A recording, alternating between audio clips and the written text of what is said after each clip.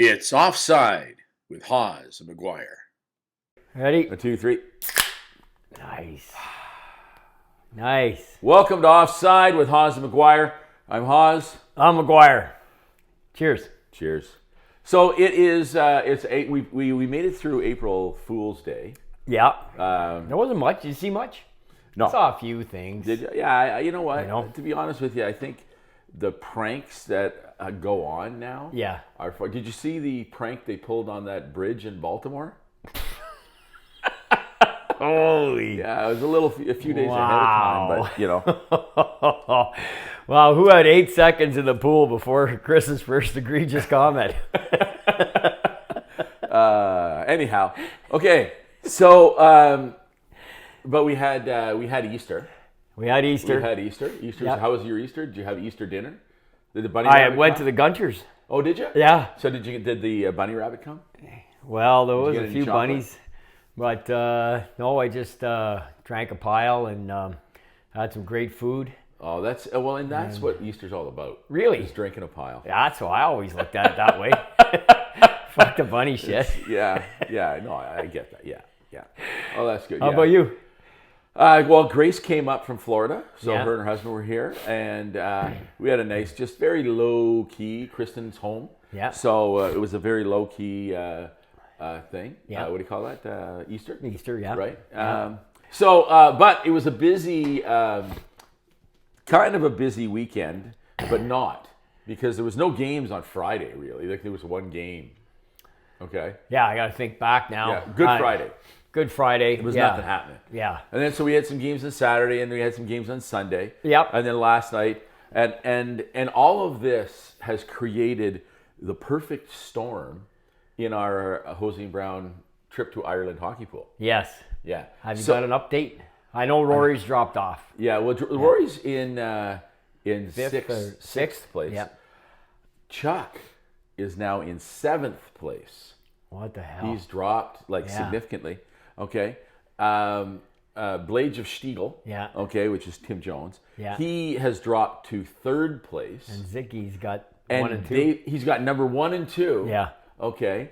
Are Dave Zivkovic. And he is and I would say in his number 1 spot, it's a commanding lead. Like it's not so we'll see what happens over the next, like 8 or 9 games, right? 'Cause Yeah. that's what's left in the season. That's it, baby. 8 or 9 games. Yeah. So this is coming down to the wire. I mean, it could be that. So we could, at the end of the day, it could be Dave. It could be, but who knows, right? He seems to think that they're going to rest some of his guys near the end of the season to give them a little bit of a break. Right, and he's got Draisaitl and McDavid, and my argument to him was, there's not a fucking chance McDavid is sitting out. He's going for the Art Ross trophy. Exactly. Fucking sitting He's out. not- Neither one of them are sitting out. He's not sitting out. Yeah. Okay, and Draisaitl's not going to sit out because they're on a line together, and there's no way McDavid will allow. Well, that they're to power happen. play together. Or power play. Yeah, Okay, but yeah. there's no way he's going to allow that to happen. No. Right? No. So at the end of the day, I think that he's safe. And because Connor McDavid is just pushing. Yeah. I think What a race. Dave's up for, Well, right now, as of last night, what is it? Because there was 1 point between McKinnon and McDavid. There's 1 point between them. Kucherov and McKinnon are tied at 127 as we tape here. And McDavid's at 126. So he's got a game in hand on Kucherov and 2 on McKinnon. Notwithstanding the factor, like he missed a couple games and he played 10 or 12 hurt. Doesn't matter. Here we are. And it's just going to be a fantastic race. Oh, it's a finish. It's gonna be Finish at the very end. Who wins that could actually be the determining factor in our hockey pool. Very much so, I guess, right? Yeah. So that's exciting too. I mean, there's been 3 ties in NHL history in terms of points. And the Art Ross Trophy's awarded So to 3. There's been 3 in NHL history. Right. Now, I only know of one, which is the Wayne Gretzky, Marcel Dionne. Yeah. Okay. That was the second one. Okay, that was the second. So what was the first one? So the first one was Andy Bathgate and Bobby Hull. Okay. In 1962, Art Ross went to Bobby because it goes to goal scoring after. Okay, after. So Connor's Yeah, that's screwed. right. because McKinnon and Kucherov both have significantly more goals than Connor McDavid. Yeah. So if Conor McGregor, he's playing. Listen, I know you want some throwdowns in hockey, but Jesus, man. That just came out so naturally, but obviously it fits. But so goals to goal scoring is the first criteria to break the tie. So what was number 3? 3 is Eric Lindros and Jaromir Jagr. Oh, really? And in the first lockout season in '95. Okay. And Jagr had scored more goals, so he got the Art Ross. They gave Eric the Hart, probably almost as a trade-off. Right. But that's happened in NHL history.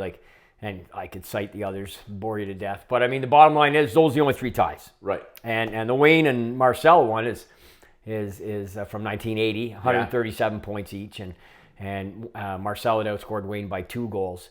So he got the Art Ross. Yeah. So that's it. So only 3, and we could be heading to that. So you know what the message is, kids? If you're out there, be selfish. Don't pass the puck. Do you know that I got to tell you, one of the greatest stumpers I was ever, and I'll have to clip this somehow, maybe send it to Yvon Cornway, because he's the guy who stumped me. But he said, Liam, what's the tiebreakers for the Art Ross Trophy? And I said, easy, most goals. Yeah. What's the next one?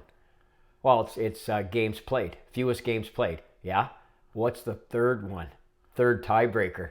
I didn't know what it was. It's crazy. Again, to your point, what you just said. Is it wife's maiden name? No, but it's whoever scored the first goal of the season. Yeah, I can see that. Of the season. Right. But what the hell? What if you played before them? Right. Well, and you get the Art Ross Trophy. I mean, it hasn't come to that. No. The number 1 criteria, goal scoring, has settled it to date. But I got stumped on that about 20 years ago. Maybe more, maybe 25 years ago, by Yvon Cornway, of all people. And he still brings it up. Well, you know what? So proud of the fact he got me.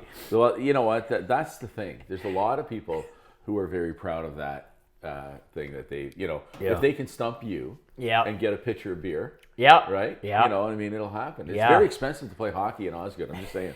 Okay. You can get registration for under $1,000, though. Just. Okay. But then you got team fees, which doesn't matter. Doesn't matter. Okay, listen, we're not going to start that fucking fight again. Okay, so today let's talk about some things. We got what do we got on our list? Oh, so I hate bringing up a Toronto Maple Leaf. I know. Okay, I know. But you wanted to bring this up because you wanted to discuss that. Obviously we can't just ignore it because we don't cheer for them. We can actually. Well, we could. We can do anything we want. Yeah, yes. Yeah, but we'll bring up Austin Matthews and his 60th, 61st, 62nd. And where do you think he's going to end? I don't think he's hitting 70. You don't? No, I don't. I mean, I don't. He scored a second. So we're taping this. That was a hell of a game last night. I mean, they almost blew it. They're up 5-1 going in the third. Panthers make it 5-4 with a minute and a half to go. And then Austin gets the second of the game. 17th multi-goal game of the campaign. I mean, the guy's a beast. There's no doubt about it. Yeah. And, the interesting thing, and even the broadcasts and various broadcasts are picking up on it now, is that right on a comparison basis, he's ahead of Ovi, where Ovi was at the same time. In his career. Really? He's ahead of Ovi, which is crazy when you think about it, because he does look like he should be able to pop a lot of goals here as he just reaches in and goes through his prime over these next few years. Notwithstanding the fact they've only been by the first round once since 2004, right? Which was but last that year. Doesn't count for no, they don't. But I mean, it's just like, and I saw a couple of online Leaf reporters touch on this topic. Is that Austin Matthews goal scoring title? He's going to win another Rocket Richard here. He's 10 ahead of Hyman and Reinhart. It almost overshadows the fact that the regular season, you and I have talked about this multiple times. Yeah. It's just a it's just a walk in the park here come playoff time. And what are you going to do in the playoffs for me, big boy? Yeah. That's at the end of the day. What are you going to do for us, Leafs? Yeah. Are you going to go? Are you going to get a deep run with this core at any point in time? But it did behoove us, I think, to acknowledge it. He broke his own record. And just from a statistical point of view, Chris, there's only been 44, well, that's a lot actually, I guess. 44 60-goal seasons in NHL history. That's a good chunk, I suppose. Yeah, but when you look at it over the 100 years of the game, Yeah.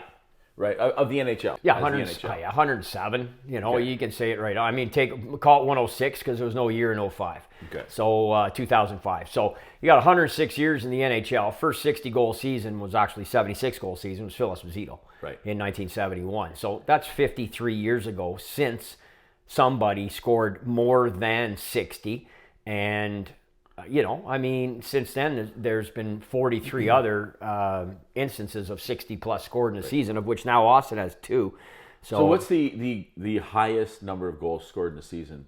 Well, Wayne's got the top 2 spots. Is that 82? 92. 92. 92 and 87, and then Brett Hull at 86, Mario Lemieux at 85. So there's your 80 goal scorers. Right. Then you get into your 70 goal scorers, of which you've got 8. 8 separate players have scored 70. So you could see, if he were somehow, and these And remaining of those games, 8 players, how many are Wayne Gretzky? well, no, 8 different players. Oh, 8 different, other than Gretzky. Yeah. Like Wayne had 3 70-goal seasons. Yeah. 3. Yeah. Mario had 2. He was slacking. So, yeah. He was slacking. Yeah. Well, I love the stat where, Wayne Gretzky's goal scoring once dropped by 21 goals, okay? From season to season, it dropped by 21 goals. He still ended up with 71 goals. It's just ridiculous. I know. It's ridiculous. Like, you see all the stats because all the guys like McDavid's doing this, or Kucherov was up for a bit. Now McKinnon had the big surge, Austin with the goal scoring. And the way the guys mostly on Twitter, there's a bunch of different stats pages that I follow, and they roll it out and they say, like, since 1991 or since 1995, nobody wants to touch the 80s when Wayne just destroyed the record book, right? Yeah. I mean, he just literally ate it for breakfast. And Wayne was telling the story there. I was watching on TNT about a month ago. I don't know if you saw it or not, but they do a good broadcast. Those guys are all good. He was on with Talkett, not Talkett, but with I think Chelios and maybe Messier or somebody else, Anson Carter, somebody. And one of his kids had to do a book report, and he'd do it on. I got to do it with my dad. My dad played in the NHL and did this, did that. He said, "Well, Dad, like what do I put down, like for your records?" And Wayne went, "Oh, geez, I don't know, son. Just put first in everything." Yeah. I just love that. Love that. But anyways, good on Austin, man. I'll tell you. And they did have Riley last. They're missing some guys. They look good. Ryan Reeves was so effective in that first. Did you watch the game? Last night. No. Yeah. I mean, Ryan Reeves was so effective. The way his first shift, the body check he threw, the scrum he got involved in, Umberger, whatever his name is there. He came over and tried to make a physical statement back. But the thing is someone is going to have to eat that bullet if they're going to if Reeves dresses in the playoffs. That's a whole different dimension. And, he picked up an assist last night, Chris. He actually did not embarrass himself. He looked all right. In fact, he's played better, I think, the last 10 or 12 games in the first, 30 that he dressed. Right. And, even at 37, whatever he is, 36, 37, the guy still is. Look, Delorier didn't beat him in that fight. That was, at best you call it a draw. Rempe was probably a draw. Reeves is still, he's not the clear-cut number one that he was, but he's still a force out there. Well, still a force. But I mean, at the same time, it's funny. We were talking about it wasn't with you, but it was talking about great hockey players. Yeah. And what makes certain players great. And one of the things we were talking about was this kid, Sidney Crosby. Yeah. Oh yeah. Okay. Oh yeah. How is that a segue by you? Yeah, it is. Sure. Okay. You are getting pretty smooth at this shit, man. I'll tell you. But I'll tell you, no. So the thing is that he plays a really solid forecheck game. He's not just waiting out there for the pucks to come to him. No. He plays. So we were talking about how he's always, as a general rule, he's the first man into that zone with that pressure on the D. And he never fails. He's not hammering guys. No. But he never fails to take that man, to finish his check. Yeah. And not in a big way, but in a ride him out way. Yeah. Okay? He never fails to finish his check. and he often causes a turnover because of that. Yeah. And you know when you're taking a look at a player of that, you know, a caliber from a scoring perspective, from a passing perspective, you don't think of him in that forecheck perspective. Like, it's not a thing. But literally, we were talking about how it was, and I was like, yeah. And then you go back and you start looking at things, and then you go, yeah, you know. So that being said, they're in a playoff run now. They actually, if they win, a few games, they've got a big one tonight against their rival. Yeah. Okay. They, you know, if they win a few more, they actually have a potential for that wild card spot. Oh, they need to. They need to almost run the table. Like they've got to. They can't really afford more than one more loss. They'd have to win out almost outright to make up the difference. I mean, Well, you just got to win one at a time. That you one can mile. only play one at a 1 time. mile. You only play one at a time. And I guess you're in coaching parlance. What you're talking about Crosby is he would be the F1. Yeah, he's the F1. Yeah, he's the F1. He's F1. Yeah, he's having a superlative year, and he just tied a Wayne Gretzky statistic, Which is 19 consecutive seasons of averaging a point a game. Wow. Like that's really, really impressive shit. And that's not in just men's league. not in just men's league. No. This is Sidney Crosby in the NHL. And when you think of everything else that he's done in his NHL career, because he's been a winner at every level, that it's what he's done internationally. It goes without saying. And he's got his Stanley Cups. He's captain. He's carried the cups. I mean, 4 finals, 3 cups. You know, Conn Smythe's back to back. I mean, everything. Let alone what he's done as a scorer. So yeah, good point by you. And you know what? 19 years, point per game. He achieved that because his last game he got 3 points, which gives him 82. Yeah. So even if he gets shut out the rest of the way, he'll have averaged the point a game. So hence So the number. then next year, very impressive. Next year he could break Gretzky's record. He could actually, you know, Gretzky's grandchild will have to write about Sidney Crosby. Yeah, if Sid could put up 82, and I'll tell you, it almost feels like he's motivated by the fact that we've got some top level international hockey right around the corner. The Four Nations Cup next February. I think he'd love to be on Team Canada, and then of course the big one. Well, listen, 26 Olympics. As a pick, absolutely, I take. As Crosby. a pick today. As a pick today, I would take Crosby, and the reason today. the reason for that next January is because his whole game. It's his whole game. It's not like he's the. Do you remember Peter Zezel? Yes. Okay. Yeah. I love Peter Zezel. I know he was a Leaf. I know he was a Leaf, but doesn't matter. He's a lot of guys. He was Blue. He was a Flyer. He right. True. Yeah. But he also was in Youngblood. That's right. He was in Youngblood. But he was a great face-off man. Yeah. Okay. Phenomenal. Yeah. And he was on I forget what Team Canada or what team it was. But the reason he was there was for face-offs. That was the only thing. But what was the unfortunate piece is that you're not allowed to kick the puck on the face-off. Okay. In international hockey, you can't. Yeah. Okay. Yeah. And so he got called for that a couple times. Yeah. Okay. Because he was a soccer player. He was a soccer guy. So what he would do, he was tie up the guy. Yeah. Do the kick. You know what I mean. We've all used that as a ploy, right? Yeah. But I always, you know, I remember the reason that he was on the team was because of his face-off ability, and then oops, he can't do what he generally does during the face-off. So he wasn't as good. But my point is that I think that with Sidney Crosby, you got a guy who can do everything. He can forecheck, he can backcheck. You know what I mean? And can't be a patronage pick though. Like we're talking here today in April. Like let's see in January, and by all accounts, it's hard to imagine he's going to fall off a cliff here. Right. However, the fine line between these top nations, with or without Russia, and we know now without.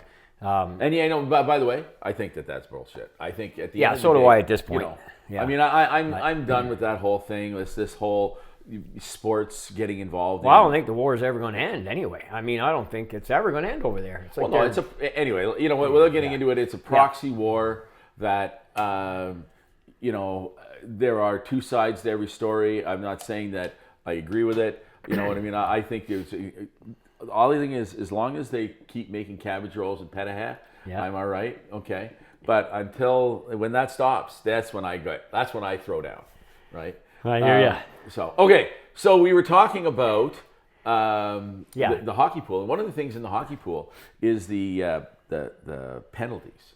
You get points for penalties, right? Yeah. And so there are a lot of penalties going on out there. Yeah. Now, we didn't put it in this year, but we should for next year if we do this again. Yeah. Okay. We should put. They should get extra points for suspension. We should. Right? Yeah. Yeah, because there's a lot of suspensions going on. What number are we up to right now? 25? 27. 27. We're up to 27. We have tied last year's mark with Okay. 2 weeks to go. Uh-oh. 27 You had 27 was the over-under. That's if you recall. I did. If you recall. So I said under. Yeah, so you said under. So I thought we'd cruise these last 2 weeks without anybody doing anything. I called it wrong because Ryan Hartman joined the list for the second time this year. So, maybe what I really meant was number of players. well, then we got to ratchet it back even more. That's right, because Tortorella's included in that list as well with his suspension. Right. So he obviously wasn't a player. But yeah, Hartman, the only reason I wanted to bring it up, Chris, is because two reasons actually. Number one, I said I will mention every suspension for the rest of the season just to highlight the fact that people's reaction to Brendan Gallagher 9 suspensions ago was totally ludicrous and ridiculous. Because there's been 9 since, and everybody was so up in arms. Oh, Brendan, throw the book at Brendan. It's the most worst thing we've ever seen. Hit Pellick with the elbow. All the crying, all the babies, all the wailing. And now look what's gone on. Ryan Hartman, 3rd time suspended in his career, 7 times fined. Like the exact thing that some people, even maybe a little bit yourself, that were crying, that were saying stuff about Brendan. You were. I wasn't crying about Brendan. You were. No, go back and watch the tape. Go back and watch the tape. No. I think it was. You were very, very, very emotionally disturbed and upset by Brendan Gallagher. And I said, man, wait a week. There's going to be another one. No. What I said was, and if you recall, I didn't think that he would get as many games as he got. I thought it was a bad, and frankly, I think he should have had the shit kicked out of him. Well, whatever. Okay. Whatever. That would be the bigger thing. But anyways, the point He's had is, the shit kicked out of him many times. You think that's going to stop him? That does. People say kick the shit out of somebody. Like, no, that stuff has ended. It ended years ago where you could actually seek somebody out for retribution and beat the shit out of them because of a play. It just doesn't happen anymore. Hasn't happened in years.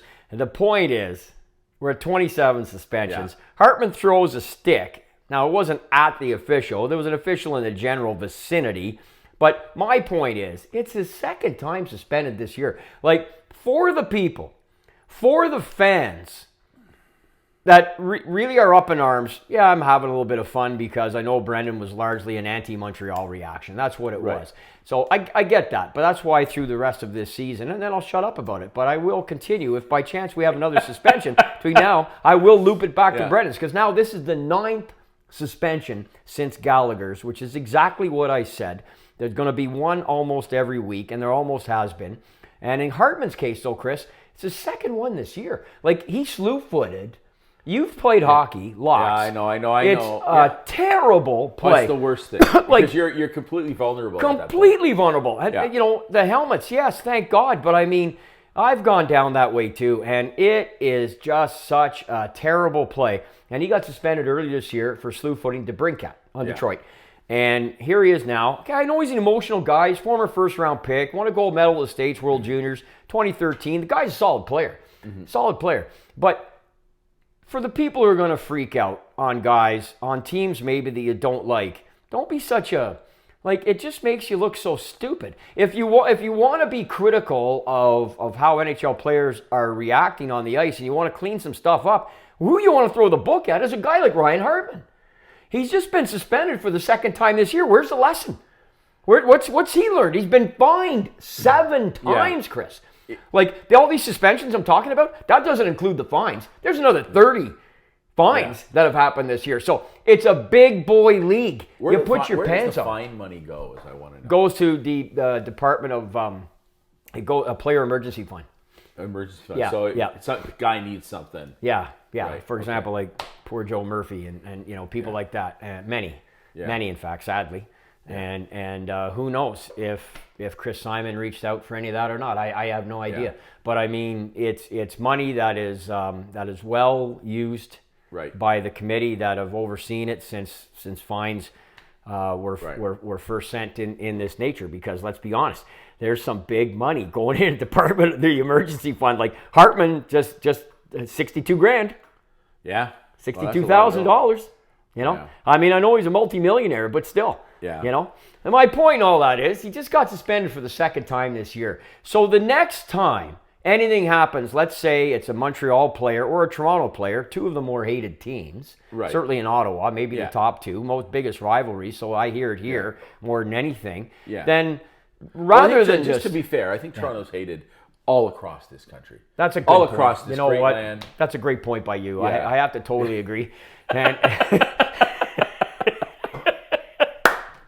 so the next time, and I can be guilty of this too. Let's take a look at the bigger picture. If you really want to make a statement and you're going to go on social media railing against somebody's actions because they're on a team that you hate, take a look at the bigger picture and make sure they're not a Montreal Canadian, or we'll never hear the end of it. Well, you know, it's almost over, folks.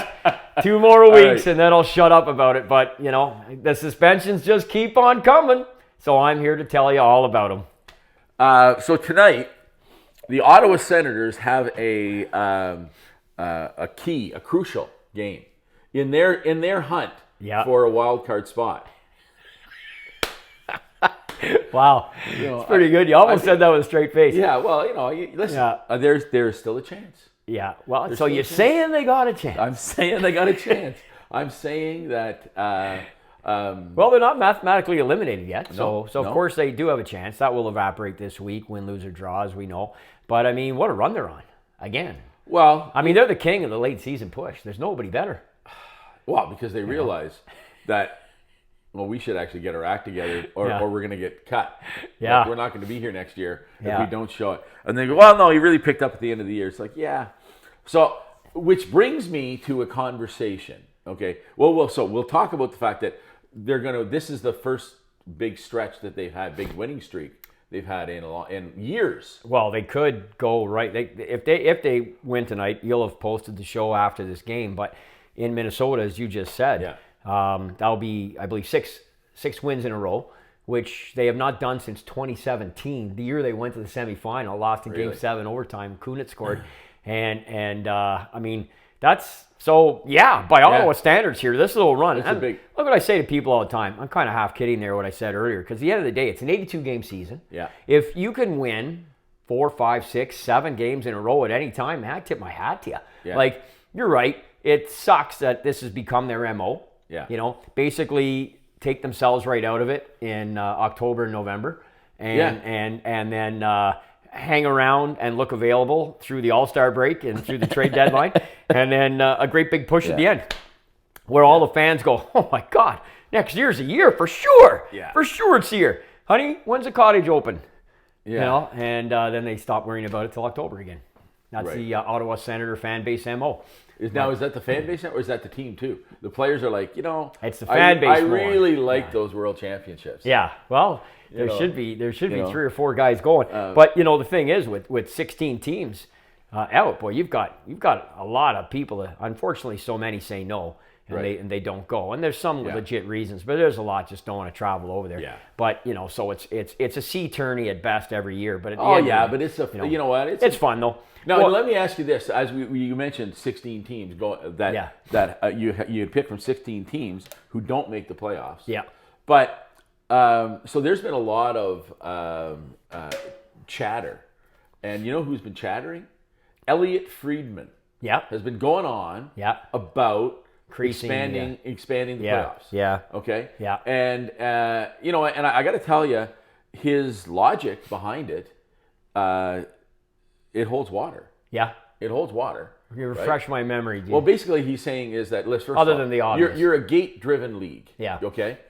Why do you not want to have more games?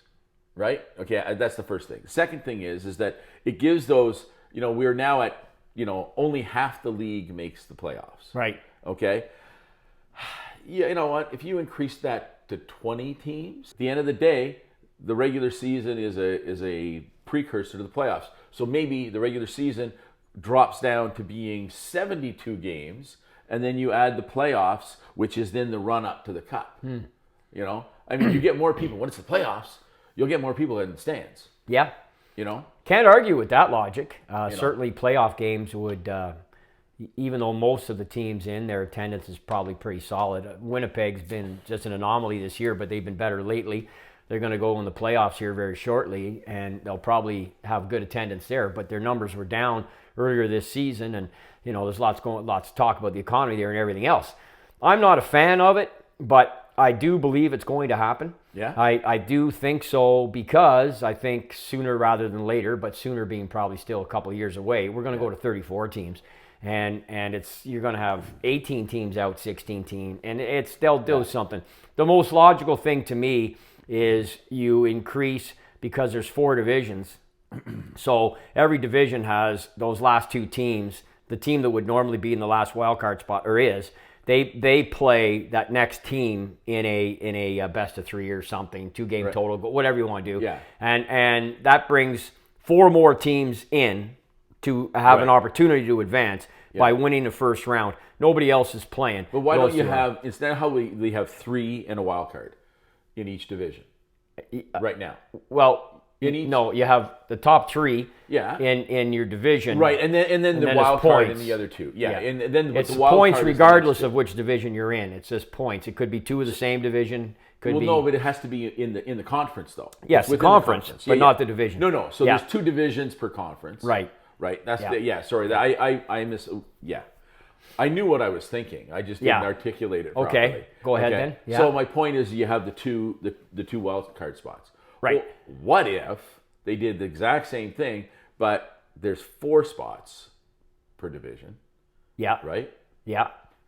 And then the wild cards are still there for the 2 other teams, or I didn't follow that. So now there's 3 per each division that make the playoffs. Well, three wild cards. No. 3. There are 3 teams, top 3 teams in each division make the playoffs. You've already got that, though. Right. No, I know that. Yeah. So we just make it the top 4 teams make the playoffs. Oh, I see. Right. Okay. It's a simple adjustment.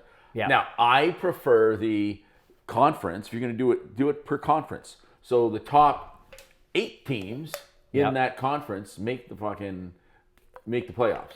Okay. And then if you want to have 2 wild cards beyond that, those become 9 and 10. So essentially, the top 10 make the playoffs. Well, let's put it this way. Here's one thing I'm pretty certain will not happen. They're not going to add a 5th best of 7 round. I don't think. So you're not going to have 5 potential best of 7s. So whatever the expansion of they'll have to. No, they don't. Not if you do it my way. Not if you do it the way they're probably going to do it. Okay, they're going to add another team that can compete in a sort of a play-in, just like they do in March Madness. They have play-in games to make the final 64. So that's what they're going to do. They're going to have, I think, because they're not going to do 5 best of 7s to win the Stanley Cup. It's not going to happen. I don't see it happening. I don't think there's any chance of that happening. But I do believe there'll be playoff expansion. But then you're going to have the majority, as you said, there's going to be expansion, okay? Yeah. And then you're going to have the majority of teams not making the playoffs.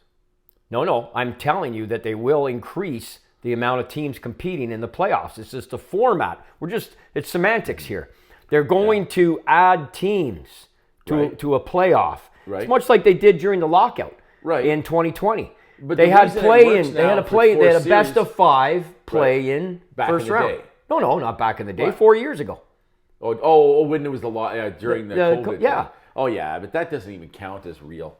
Well, you know what? It doesn't matter. It does, though. It's in the books, and Tampa won the Stanley Cups, and it is what it is. Yeah. I mean, it's very real. Ask them. I mean, it's real to me as a fan. I thought they won fair and square. I mean, they're going to increase the playoffs, I do believe, but I don't think it's going to be just automatically. First of all, then, how are you going to work it? It doesn't work. That mathematically doesn't work. So you have to. Well, no, it doesn't work based on that, but it does work based on if you ramp it up to 20 teams, it works in no, because 10 becomes 5. Somebody's not playing it. Like you need. What do you mean? Well, how are you doing it? with 20. You got 10 on each side. Well, we don't have to have 10 on each side. That's my point, though. No, but you've got two. You've got two conferences. Right. So but you need the extra round in order to make that happen. But somebody's got to not play. Someone's going to get a bye. So, okay. Well, you didn't say that. Oh earlier. yeah, no. But I mean, okay. Now, at the end of the day, your better number, would be 24. If you're going to increase the thing, then you run to 24, which is ridiculous to me. 24 out of 32 teams. Now we're back to. I understand that, but it's taking away the credibility of playing the 82 games. That's right. So make the regular season shorter. They're not going to. Then the playoffs are longer. They're not going to do that because you've got all the other teams that aren't going to make the playoffs and lose 8 games, lose 4 home games of revenue, and aren't going to have a chance to play in the playoffs. Well, maybe they should get better. Well, tell that to Ottawa. Well, it's they're missing the playoffs here. Well, maybe they should tell that to Ottawa in fucking September. Yeah, right? yeah. Just say, listen, by the way, guys. Yeah. You know what I mean? If you are out of the playoffs in December, you're going home early. You're going home early. I predict it'll be the way I suggested. Just saying. Let's see what happens. But it's not going to happen this year. Well, we'll see what fucking Bettman has to say. Next time we have a chance to sit down and chat with Gary Bettman. Well, if we could do that. Speaking of sitting down and chatting with Gary Bettman, today we're going to sit down and chat with Montreal Canadiens player, okay, who could score. Shutty. Yeah, Steve Shutt. Yeah. Okay. And so this is what we're going to do. We're going to actually jump right now. Okay. I just decided right now. We had going to shooting the shot right now. We're jumping right to shooting the shot right now. Brought to you by the Patterson Group of golf courses, Emerald Links, Cloverdale Links, and Anderson Links. Yep. Okay. Thank you, Gim. So, I love the story near the end. Okay. Steve Shutt came out of nowhere. It came out of nowhere. Yeah. But that's the thing. So you got to stay tuned to catch that all. So this is Shooting the Shot with Haas and McGuire. Our interview with Steve Shutt.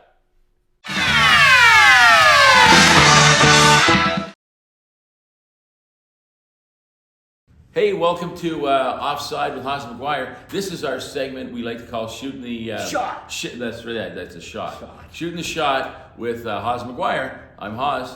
I'm McGuire. Today we have a special guest. Yes, we do. Liam is wearing his Montreal Canadiens golf shirt. I didn't even think you noticed. Oh, I noticed. It's you spelt it wrong. It's supposed to be with a B. It's supposed to be with a B. Yeah, well, they beat the bees all the time. They Shutty's day. I don't want to. Let's not get into that right now because we're Bruin fan here, Steve. So we'll have some fun. So I hadn't even introduced him yet. Now I know. So from probably the greatest dynasty in hockey history, and I have to admit it, the Montreal Canadiens in the 1970s. We're joined today by Steve Shutt, Hall of Famer Steve Shutt. Steve, thanks for coming. Thanks. You guys got me off the golf course. Yeah. But the good news is you came all the way down here to Riverstrand to meet me, so I'm not going anywhere. And that's what we love about it, Shutty. We love that, and thank you so much for joining us on the show. We've been touring the state, Chris? We've done some miles. Yeah, we've done some miles. Did you guys bring all this cold weather? Well, down? I'm starting to wonder. This is Canadian weather down here. It is Canadian weather. I mean, this is like winter day in Toronto. Yeah, that is. Yeah. Not here for Florida. No. I mean, Florida usually is about 75, but it's about 55 today. Yeah. But you know what it does? It makes you appreciate those 75 days. I guess that's one way of putting it. Yeah, that's one way of putting it. I'm not impressing you. Yeah, that's right. Yeah. So we're going to start by Liam's going to rattle off. I know a couple things, but Liam knows more. So Liam, why don't you tell us about our guest today? Yeah, absolutely. We have got one of the greatest left wingers in NHL history here today joining us, Steve Shutt, drafted 4th overall in 1972 by the Montreal Canadiens. His line out of junior in Toronto, Shutt, Gardner, and Harris, they absolutely tore it up. All 3 of them drafted in the top 8 in the draft that year. Billy Harris going first, Stevie 8th, Gardner to the Habs as well, 8th. Montreal had a hell of a draft that year. Bunny Larocque, Van Boxmeer, Billy Nyrup, these guys all the same draft. Shutty went on to played very briefly in Nova Scotia, 5-6 games, scored 4 goals, called right back up, won 5 Stanley Cups, number 22, left wing. It's the thing about Lafleur and Shutt is they had Pete Mahovlich, Jacques Lemaire, Pierre LaRouche, 3 centermen. Everybody scored, everybody could, the centerman could dish the puck, and you had these 2 dynamic wingers who just absolutely lit it up for consecutive seasons. And Steve, what I like from a numerical point of view is kind of a neat thing of his NHL career, Chris, because he scored 8 goals, then 15, then 30, then 45, then 60, then 49. Like he had 9 consecutive 30-goal seasons. But if you look how the numbers went up, 8, 15, 30, 45, 60, like all by 15. Like every season he got better by 15 goals. It was just kind of a numerical thing. Now, was that a plan? Not really.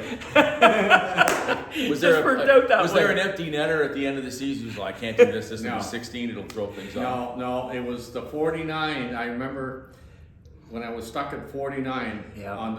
I had 2 games. We played against Detroit, and the problem was everybody in the team was trying to pass me the puck. Yeah. And everybody in Detroit knew it.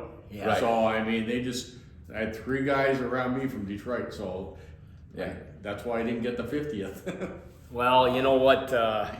Coming off a 60-goal season, so I mean, you and Flower, first of all, 9 straight 30, incredible, especially from a Montreal perspective, and then 60, you and Flower tied with that, and it's I mean, Steve Shutt, puck, your shot was unbelievable. We're going to get into all of that, but that's just to finally say that he went to the Hockey Hall of Fame in 1993. Right. So we're dealing with a Hockey Hall of Famer here. So this is an absolute pleasure, Steve, to be talking to you again. I haven't seen you in a long time, so we're really glad you welcomed us here to your club where you're a member. You're a member here. I am.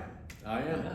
So I'm retired from hockey. Now I'm playing golf, and man, there's some days that I should retire from that too.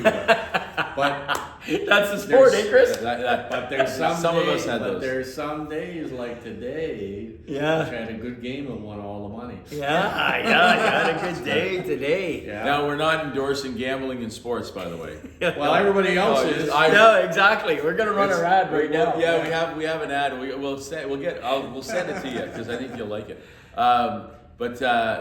So I have a question. I know we want to get into a bunch of things. No, you go. But you touched on something that I had said I was really interested in. So you were if you are going to say pure goal scorer, I know you played the whole length of the ice, but you know what, you were great in the offensive zone, unlike most players. But who was the toughest? I know when you had 3 guys around you, but who was the toughest in that offensive zone that you had to play against that you can recall? Well, there was a lot of, obviously there was a lot of good defensemen around. There was a lot of good teams too. Yeah. And as far as goalies were concerned, it was kind of funny. Like, for example, Tony Esposito, who was a great goalie, and like one year I'd score 3 or 4 goals against him. Then the next year couldn't score a goal. But that's the way goalies were. Yeah. But there's always some really good defensemen around that you knew when you were playing against. That not only you gotta worry about them if you're going, in front of their net. Yeah. But you also had to be careful because when they come back up, I mean, they're going to score goals on you. So I had to check them too. Yeah. And the one thing he had with Montreal and with Scotty is maybe me and Lafleur were not the best defensive players, certainly in the league or the team, but we knew how to play in our own zone because Scotty made sure that we knew. Yeah. Because if good teams, they win if everybody knows how to play in both ends of the ice. Yeah. And I still see that a lot.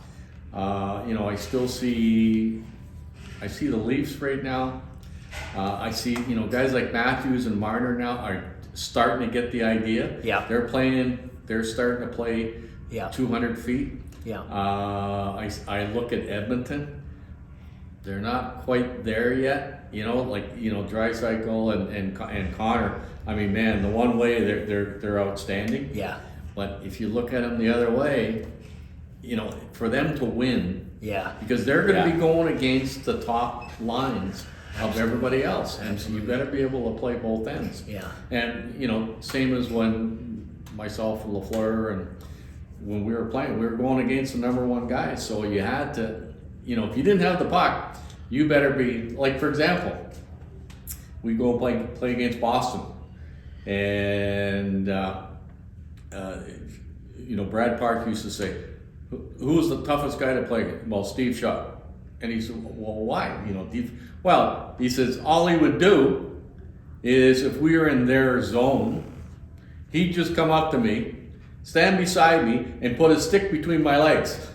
And I would say, okay, here's their best defenseman, and I got him tied up. So I got my man. Yeah, exactly. That was easy. So you simplified the game. Oh yeah, we kept it, the KISS system, believe me. Keep it simple, stupid. Yeah. Yeah, again, Steve, 930 games, 817 points, 424 goals, 5th all time on the Habs, 99 playoff games with 98 points, like literally that close to a point a game in the playoffs, which is really, really, really, really rare. And I think it speaks to how you used to take your game to the postseason. And there's a story I heard years ago, Steve, so I'm going to ask you if you can verify it or not. But first of all, a lot of the guys on the team that I've talked to said you may have been, like everybody, you had so much talent on those late 70s teams, but they speak about you from your compete level. They said your hating to lose may have been as high or higher than anybody else on the team at that time. Would you agree or disagree? I would say there was a lot of other guys, but I think that what happened with me is when I got drafted by Montreal, I walk in and there's one of my idols was Frank Mahovlich was there, Kenny Dryden, Henri Richard, Jacques Laperriere, all of these guys were there, and it's you don't realize it, but you're learning how to win almost by osmosis. Yeah. A guy like Henry Henry didn't say a word, but I mean, when he went on the ice, all he did was work and work and work and work, and there was a reason why he won 10 Stanley Cups. Yeah. 10. Henry won 11. Won 11. And it wasn't. Actually, it was 11. Yeah, it was 11. Yeah. It was 11. Yeah. Yeah, that's what Jets. Cornway's 10. Yeah, that's what I always said. I just used to tell people, Henry had to wear. If Henry wore all his Rings? his rings, he'd have to take his pants off. But I mean, that everybody talked about the mystique of the Montreal Canadiens. That was the mystique. Yeah. Okay, is guys just worked, and they worked harder than everybody else. Yeah. And for a guy like me coming in and looking at a guy like Henry, with the work ethic that he had, Yeah. how could I just kind of float around and say, well, I'm a goal scorer, that's all I'm going to do? No, I don't think so. Yeah. And, that's the mystique of the Montreal Canadiens. So would you say that in modern era, right, you have a lot of guys who they just play their role. They play I'm the goal scorer, I do this, and I know, and we can point out to some people, within the league right now. But do you think that that's a problem with, Scotty Bowman had a very renowned for being a tough coach on the guys. Yeah. Do you think that coaching obviously has changed? You think it hurts the game or it helps the game? Well, the game has changed in the sense where they're looking for stars. Mm-hmm. Okay, so every team that's coming in, they're looking at, well, come and see this star, and which is fine. But there's one thing being a star, and there's another thing winning the Stanley Cup. And if you're going to win the Stanley Cup, you got to play a 200-foot game. And you'll see it. You know, you've seen it when Scotty went to Detroit. Steve Yzerman was there, and you know he was a one-way player at that time. Yep. And then he developed Yzerman into a really good two-way player. Yeah. And that's where Steve went from there to there. Yeah. And you see right now, as teams come up, well, we just looked, like you use Toronto. When Matthews and Marner became the Stars, they're only playing one end of the ice. Mm-hmm. But I see them right now, they know for them to win and go to that next level, they got to play a 200-foot game. And they're actually doing it right now. Yeah. And any of these stars, and it's kind of a tough thing because they're promoting you as the goal scorers and stuff like that. But to win, you've got to play a team game, and that's where everything kind of gets shaded a little bit. I mean, you want to be a star or do you want to win? So, sorry. Yeah, go ahead, buddy. I was going to ask. Yep. So everybody that you talk to, like we talked to Espo, and we talked to Hodge, and we talked to Duguay, and everybody talks about the importance of team, right? And you hear it. It's almost cliche, and I, you know what? We've played, and I've played at certain levels of hockey, and what was the key to becoming a team in Montreal while you were in Montreal? Well, first of all, there was no stars there, because if you ever thought you were a star, then you look there, well, there's Lafleur, there's Lemaire, there's Ken Dryden. Well, wait a minute, how much of a star am I?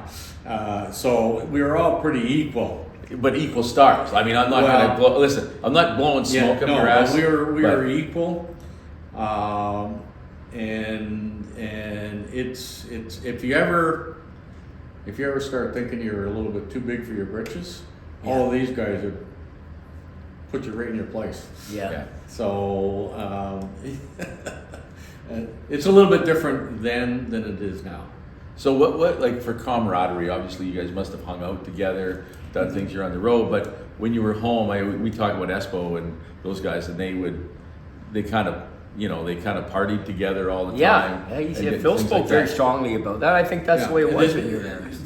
The year, we're different eras right now. In the 70s and 80s were a lot different than they are now. And right now, you've got basically a two-tiered system in the NHL, and you've got your core guys, 8 guys that they've signed to 6, 7, 8-year contracts, right. And then all the rest that are 1-year contracts, 2-year contracts. And as a coach or management, what you have to do is you have to convince all of these guys that it is in your best interest if you play as a team and you play for each other. And you have lots of different dynamics. As they say, you've got a guy that's got an 8-year, $60 million contract. Yeah. And he's there, he thinks, to score 50 goals. Right. Yeah. In reality, he's there to score goals, but win the cup. Yeah. And that's where it kind of gets skewered a little bit.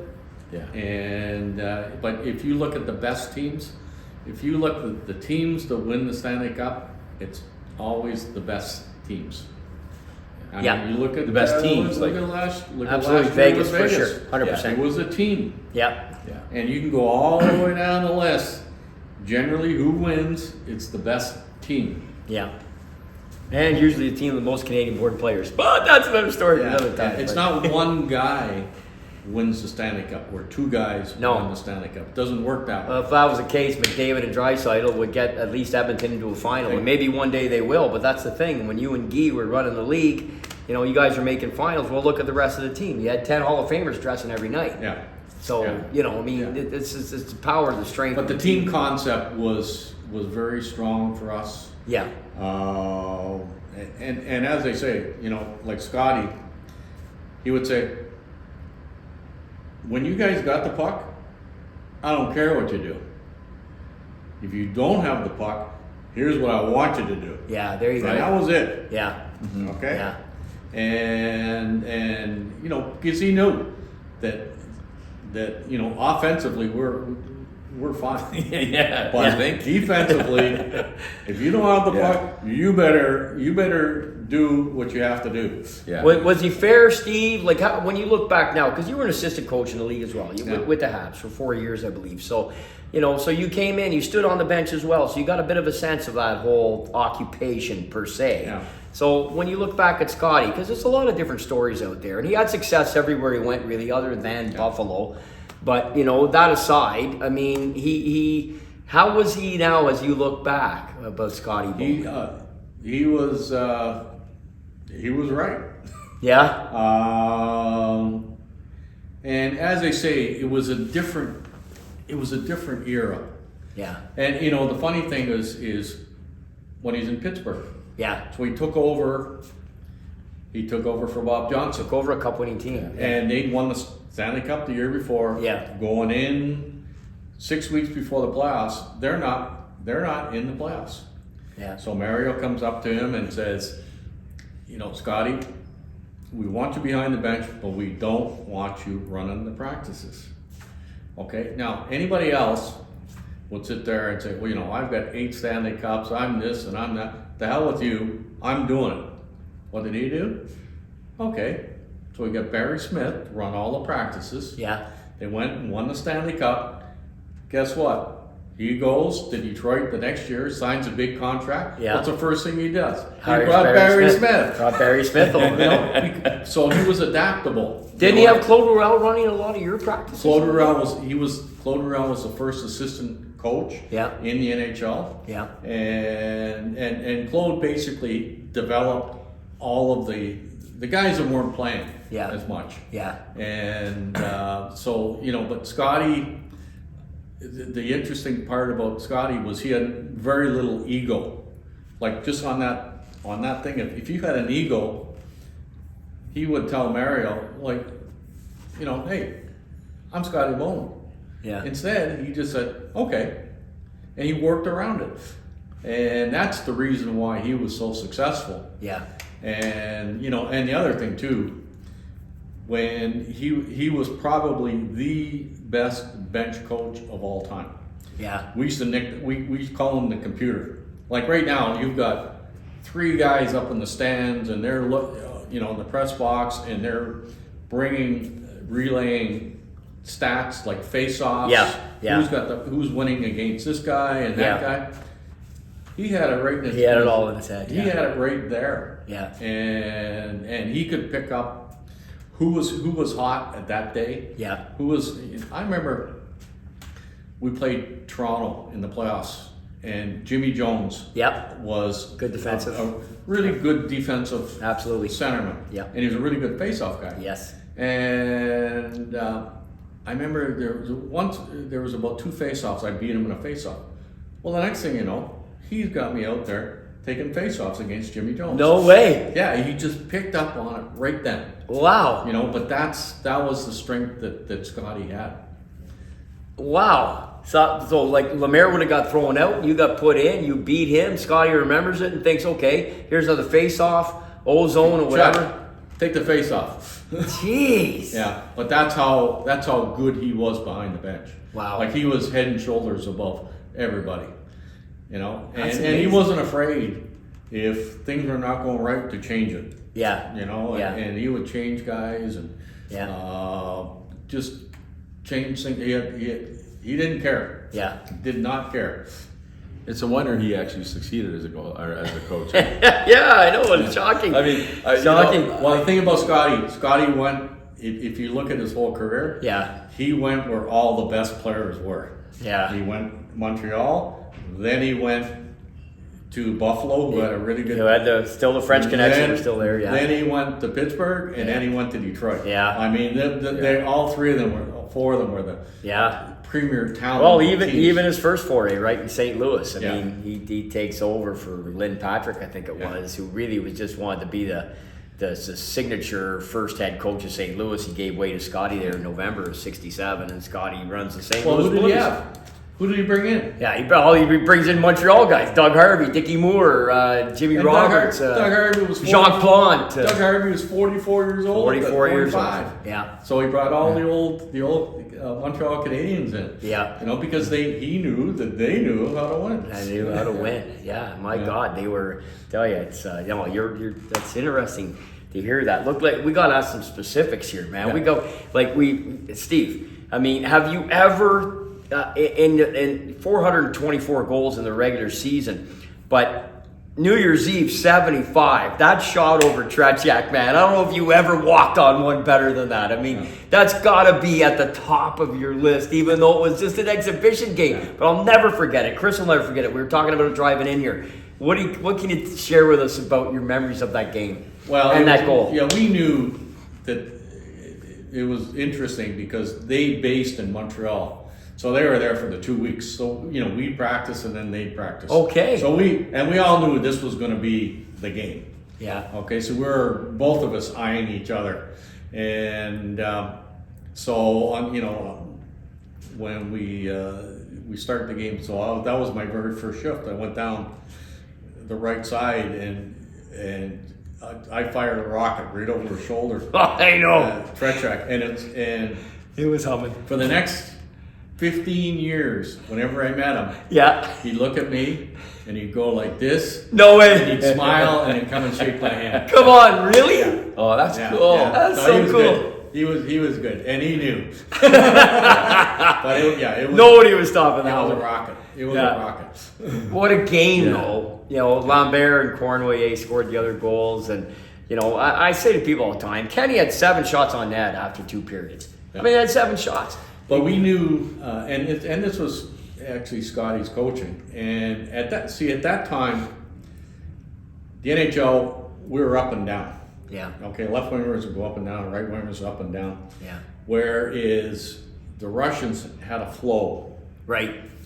And so what would happen is the first guy would start it, he'd pass it, and they roll around, and eventually the guy that started the play would get the puck. Yeah. So Scotty said, once that first guy makes that pass, take him right out. Take him out of the play. And so what we did is we took them right out between the 2 blue lines. Right out. Yeah. And that's why they couldn't make any plays. Okay. That's why they got their 13 shots. Yeah. Yeah. That's I say all the time. People talk about it as the greatest game, which was so intense, so unbelievable because it ended up tied. And the atmosphere and everything else, and I know you guys are building for it because everyone's thinking the Habs are coming.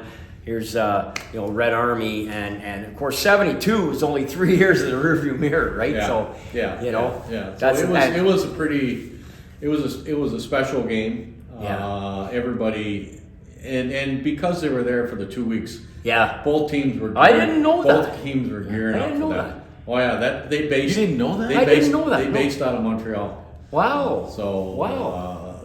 yeah. So we knew. Yeah. So you got a good look at them. Yeah. So I'm going to jump off Yeah, that. And go what ahead. people don't realize, minute and a half left to go in the game, they hit the post. I know. They hit the crossbar. I know. It's crushing. I know how That would've that been- close it came to winning. Yeah. It would have been devastating. Yeah. Even Little M's interview after, he was so disappointed. Pete was going like, we let everybody down. My God, hardly. Hardly. It was.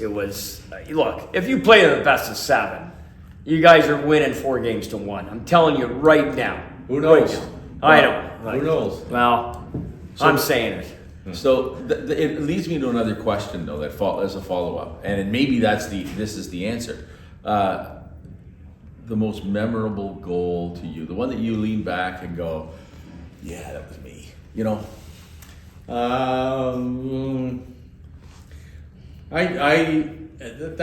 was a memorable goal. But I was more of the like my train of thought was this.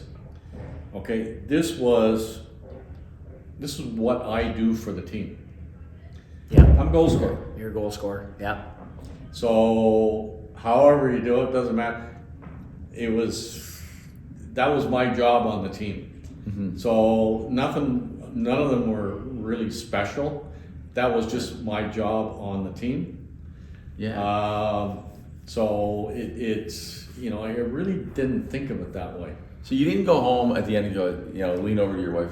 She goes, "How's the game?" Oh, I was She would have known anyway by then. I mean, well, first of all, the entire province knew, but I will say this it was much. not. It's like both me and LaFleur, we were goal scorers, and that was our part of the team. Yeah. And we knew if we didn't score, our team would have a hard time winning. Yeah. Yeah. So you guys were that was where the pressure came in. Yeah. From us, every game, when you're, and this is a difference. And even today, if you're on the number one line, Yeah. you gotta score. Yeah. And there's a big difference between being on the number one line and being on the number two line. Mm-hmm. Yeah. I mean, if you're on that number one line, you gotta be there every game. Yeah. And if you're not gonna win. Well, I remember probably 50-year goals. I'll tell you two that stand out for me were being the third period after Good Friday '84 to knock the Nords out. Oh yeah. When you scored in the third period after everything that went on in that game. But I'll tell you the story on that. Yeah. The people don't realize that. So actually, Lemaire was the coach, and so at that point, I was getting near the end of my career, and I was in and out of the lineup, and really not playing a lot. So we're in Quebec, we're playing the Nordiques, and then that was the Valentine's Massacre. So they had the big fight. They said, okay, we got another minute or so on this period, that's it.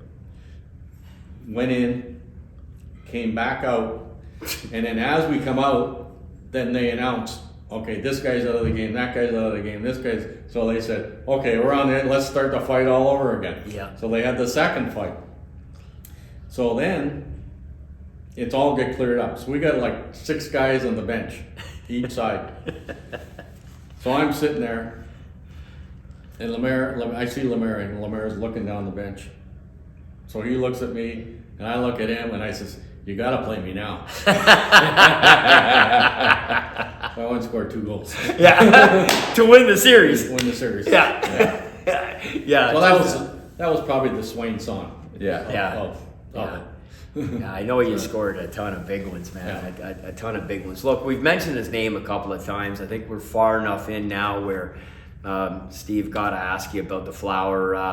I know you went to see him not long before he passed, and I got to know him decently as well. But I mean, you were a teammate, you were a line mate, you were a friend. The guy was the straw that stirred the drink in the province after Belleville, really, and you would know all this, and you were a peer scoring goals, as you've alluded to. Can you share what your relationship, if you don't mind, was with Guy? Well, he was, obviously, we've been intertwined for the last 30 years, 40 years. And, and when I played with him, I had to change my game. He was the puck carrier, and I was I was the finisher. Yeah. And that was the way it was. And, I remember I was sitting with him one day, and he says,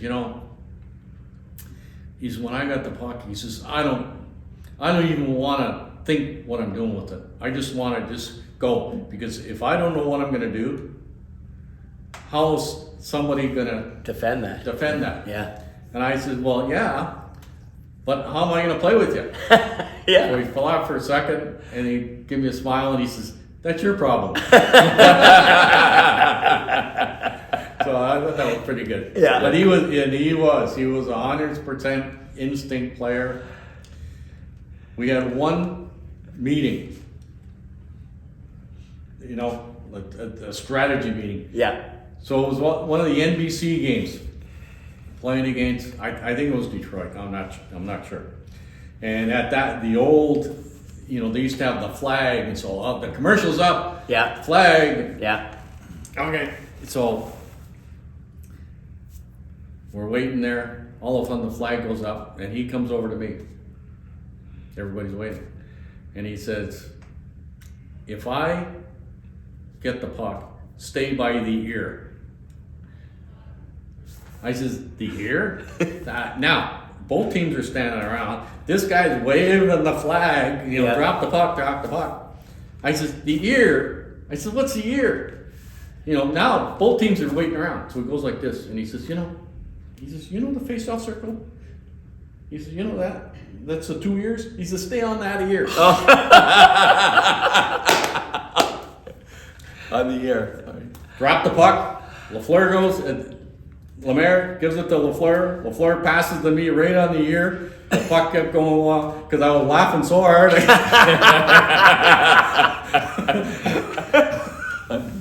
That was our only strategy meeting we've ever had. Shuddy, Larry, and going to get you to talk about him too because we're seeing him tomorrow. So we've got to get a comment about Big Bird from you. But all the guys that I've talked to have said Lafleur was the worst in practice. You did not want him doing the drill first.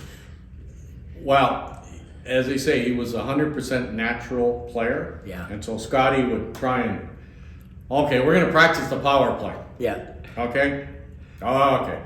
Well, we're going to shoot the puck in. The puck would go from Savard to Robinson and then back up to Lafleur. And then Lafleur was supposed to go, it would go. Okay. Savard over to Robinson. Robinson up to Lafleur. And then all of a sudden you see, the whole deer in the headlights lot. What do I do? And then you had to be careful because he would panic and then just he could fire the puck. Oh my God! He'd hit you right in the head with it. Yeah. He would panic. So then we tried again, and then he screwed up. Then we tried again, and then finally Scotty gets so upset. He's you get out of here. And then the next game we'd score 2 goals in the power play and everything. All due to the practice. That's right. You know what they say? Practice makes perfect. Practice makes perfect. We're seeing Larry Robinson tomorrow. So if I say his name, what's the first thing that comes to your mind about Big Man? Just Larry's just a nice guy. Probably one of the nicest guys you'll meet. Yeah. As I said, 4 of the nicest guys I ever met were Larry and the 3 guys from Rush that I grew up with. Yeah. You grew up with Geddy Lee and... I introduced Geddy to Alex. Really? Yeah. We were 15 years old. Wow. So, just really, really nice guys, down to earth. And Larry was exactly the same as those guys. So, really? As I always say, the guys that meet me and Larry, and they say, "Oh, you guys are so nice and stuff." I said, "Well, he's a lot nicer than I am." Who did you roommate back in the day? Who would you room with? With Guy? Yeah. Yeah? Yeah. I had to keep my eye on him. Yeah. Well, there was a lot more to Guy Lafleur than hockey sticks. Absolutely. Yeah. Absolutely. Were you guys tight as a team off the ice? Like those late 70s Habs? I mean, to win that often, were you... The guys were pretty close. Everybody had their own kind of little cliques. Yeah. But generally, the team was very tight. Yeah. And as most teams are. Yeah. It's gotten a little bit different now because there's a lot more changeovers, on a yearly basis on every team. Yeah. We used to, our team, you'd probably change over 2 players a year. I know. Right. Now it's about 6. Yeah. Right. So you got that, that group, that core group of guys have been there 7, 8, 9, 10 years. Yeah. So you have a shorthand. Yeah. Yeah. So you knew the guys, you knew the good parts of them, the bad parts of them, and you learned to accept it. Because that's the way people are. Well, we were talking about that in the car. Yeah, no, absolutely. I've learned to accept your faults. Yes, I know. I have many. But I never miss last call. Everybody's different, and you better know what their differences are. What about this, Steve? I touched on it I just kind of blew over it earlier, but Pete Mahovlich, Jacques Lemaire, but did Pierre LaRouche center you in Flower as well? He did for a while. Okay. I think like maybe one year, 2 years. Yeah. So what happened was, we started with Pete, then we had Lemaire, then Lemaire retired. Yeah. Then they brought in Bobby Smith, Right. and then they brought in LaRouche. Right. Right.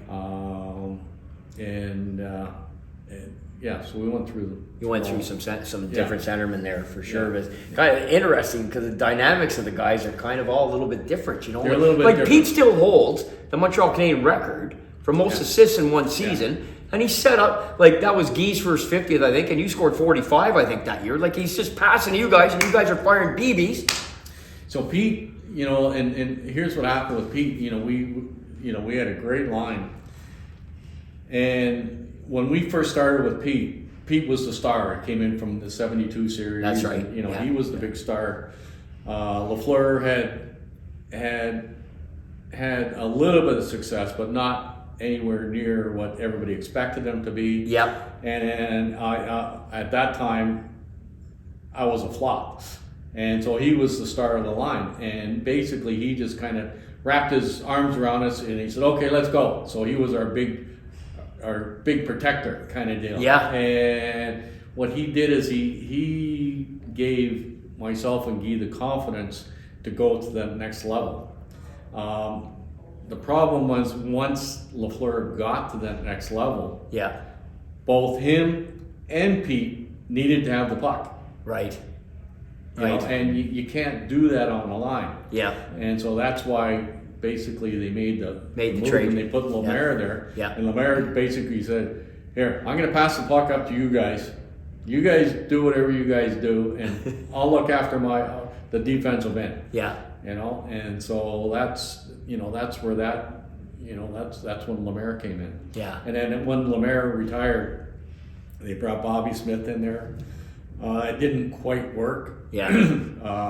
Because again, Bobby was more of a goal scorer. Yeah. Than he was a passer. Yeah. LaRouche came in, and he probably had the most skill of anybody. Yeah.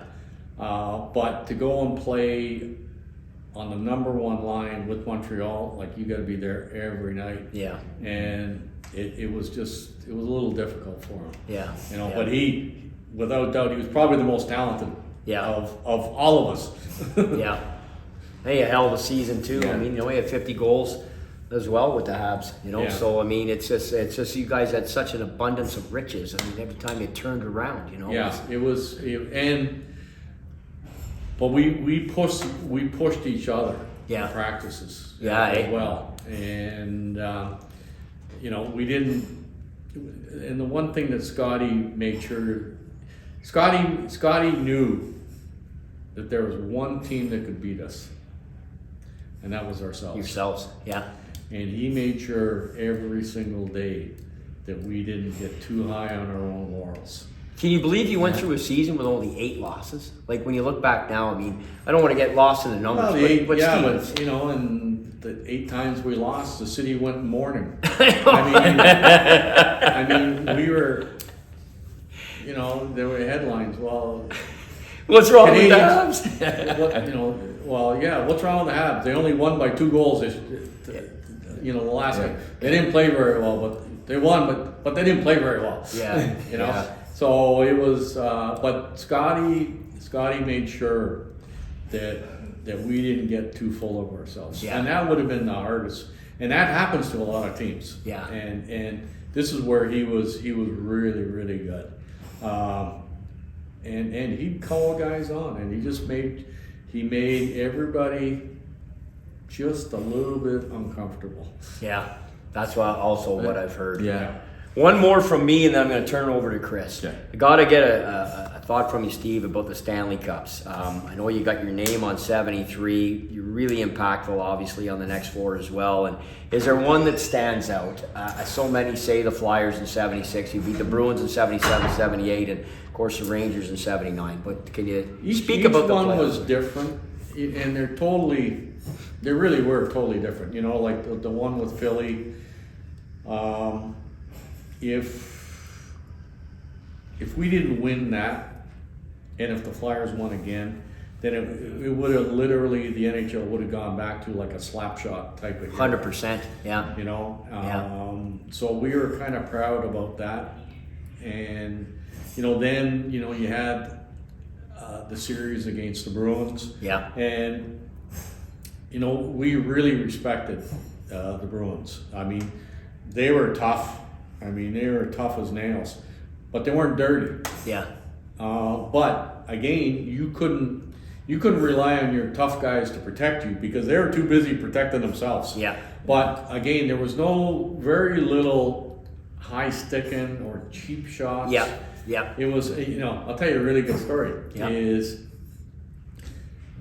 we're playing against them, and it wasn't a playoff game, but we're playing, and the puck came around my side, and I dumped it out, and Terry O'Reilly came and hit me, and I got my stick up on him, and he said, Steve, he says, I hit you clean, and he says, if you do it again, I'm gonna have to do something.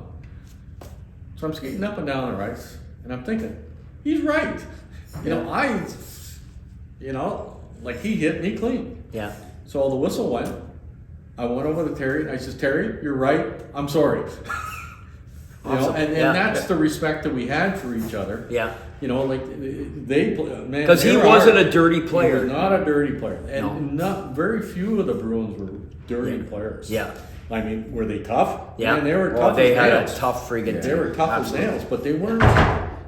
You know, like Philadelphia was a little bit different. Yeah. You know? Yeah. But Boston, man, they were tough, but we respected them, and if we, at any point, if we would have lost, we would have been cheering for them to win. Yeah. You know, like Yeah. Well, me too. that's how much respect. That's how much respect we had for the Bruins. That says a Yeah. lot, man. You've mentioned that a Yeah. few times Yeah. here. So. Well, and you know what? It's funny because Espo said the same thing about the respect factor back and forth. He did, actually. about Yeah. that and how they play. They tried to play where you didn't get your stick up. Like Yeah. you used that as the, you Yeah. know what I mean? And some of those things. And we've talked about this in previous episodes. Yeah. And I'm not trying to commandeer, but about how I think the young guys don't have the same level of respect.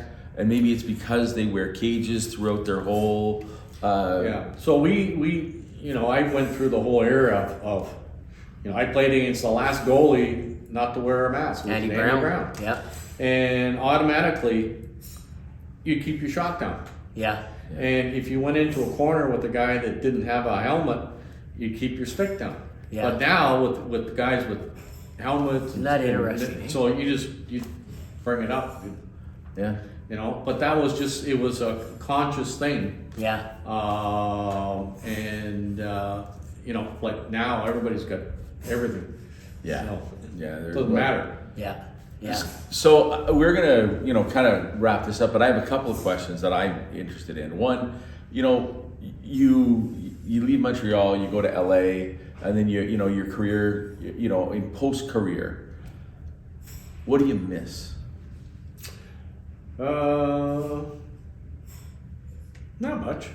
No? No, because I went, afterwards, then I tried coach. I did broadcasting.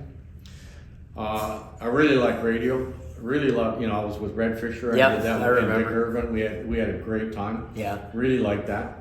Then I did Hockey Night in Canada, which was a little bit more tougher because you had such short segments. Yeah. And you got to get in and out. Yeah. And I had a hard time handling that. Yeah. Then I went into being an assistant coach, which I really like working with the players. Yeah. But the problem with when you're coaching, you're responsible for a lot of stuff that you have no control over. Like if your star player is getting divorced, I mean, good luck. Yeah. And that's the problem when you're coaching. You're responsible for a lot of stuff that there's nothing you can control. Right. So after that, then I went and started working with Simcoe Refrigeration. I was looking for. I'd been in hockey for a long time, and I wanted to try and do something else. There's a lot of players that get stuck in the whole hockey syndrome, Right. And they stay there their whole life. I just wanted to challenge myself, and that's when I went with Simcoe Refrigeration. And basically, we built all the ice rinks. You know, we built 18 NHL buildings. We built all the NBA buildings. We did the outdoor. We designed the outdoor game. You know, the rinks and stuff like that. So instead of dealing with hockey players, I was dealing with architects and engineers. Right. So it forced me. It forced me to learn. Right. And it was a challenge. And it believe me, it was a challenge. But that was something that I had to do just for myself. I had to prove to myself that I could do it. Yeah. You know? So I wound up working with them for 20 years. And the other end of it, I was still playing old timers hockey. Yeah. So And a lot of it. And I was playing a lot of it. So I was still playing. And when you're playing old timers hockey, you know, you go right back to being a kid. Yeah. It's fun again. It's not a business. Yeah. It's fun. Yeah. You know, I remember we brought Eric Lindros. Yeah. And Eric, you know, he didn't want to play. And then we said, well, come on, we're playing in Oshawa, the Generals. Yeah, it's back where he played. Yeah. He got on the ice, the very first face-off, you could see his eyes. And then, man, he was just like a bull in a china shop, just pushing everybody all the way. That's a big man. And at the end of the game, he says, when's the next game? When's the next game? But then, Love it. what he did, they went to pay him, he says, give it to the charity. Then he went to the dinner, and he bought about $5,000 worth of stuff for the charity. Wow. He didn't care. It wasn't. Yeah, he was playing for the fun. He just loved it, you know. Wow. And I got a whole new respect for Eric. Wow. Yeah. Once I met him and saw what he did, Yeah. and how he looked after himself, Yeah. pretty impressed. Yeah. Pretty impressed with him. That's really good because I've only heard from Alanis Morissette about him, and she doesn't speak as highly. Neither does Obu either. No, that's right. Yeah. Yeah. So leading to the next question, which is, you've played with a lot of people, and mostly Montreal Canadiens, but is there someone that you had a kinship with, the favorite person you played with, and it could have been a junior too, like I don't know. Well, you know what? If you're a hockey player, it's a whole hockey player mentality, and I would put it in a different aspect. There was not a lot of players that I didn't like. Right. Okay, you know, maybe 5 or 6 of the 30 years that I played. Yeah. That I would say, man, like I don't want to see this guy ever again. Yeah. But generally, most of the players were good, honest players. Like even when I coached, you know, like they were true pros, and you know they came every day to try their best. Sometimes it worked, sometimes it didn't. But it wasn't for lack of effort. Yeah. It wasn't for, you know, all the kind of different reasons that ever be thought. It just didn't work.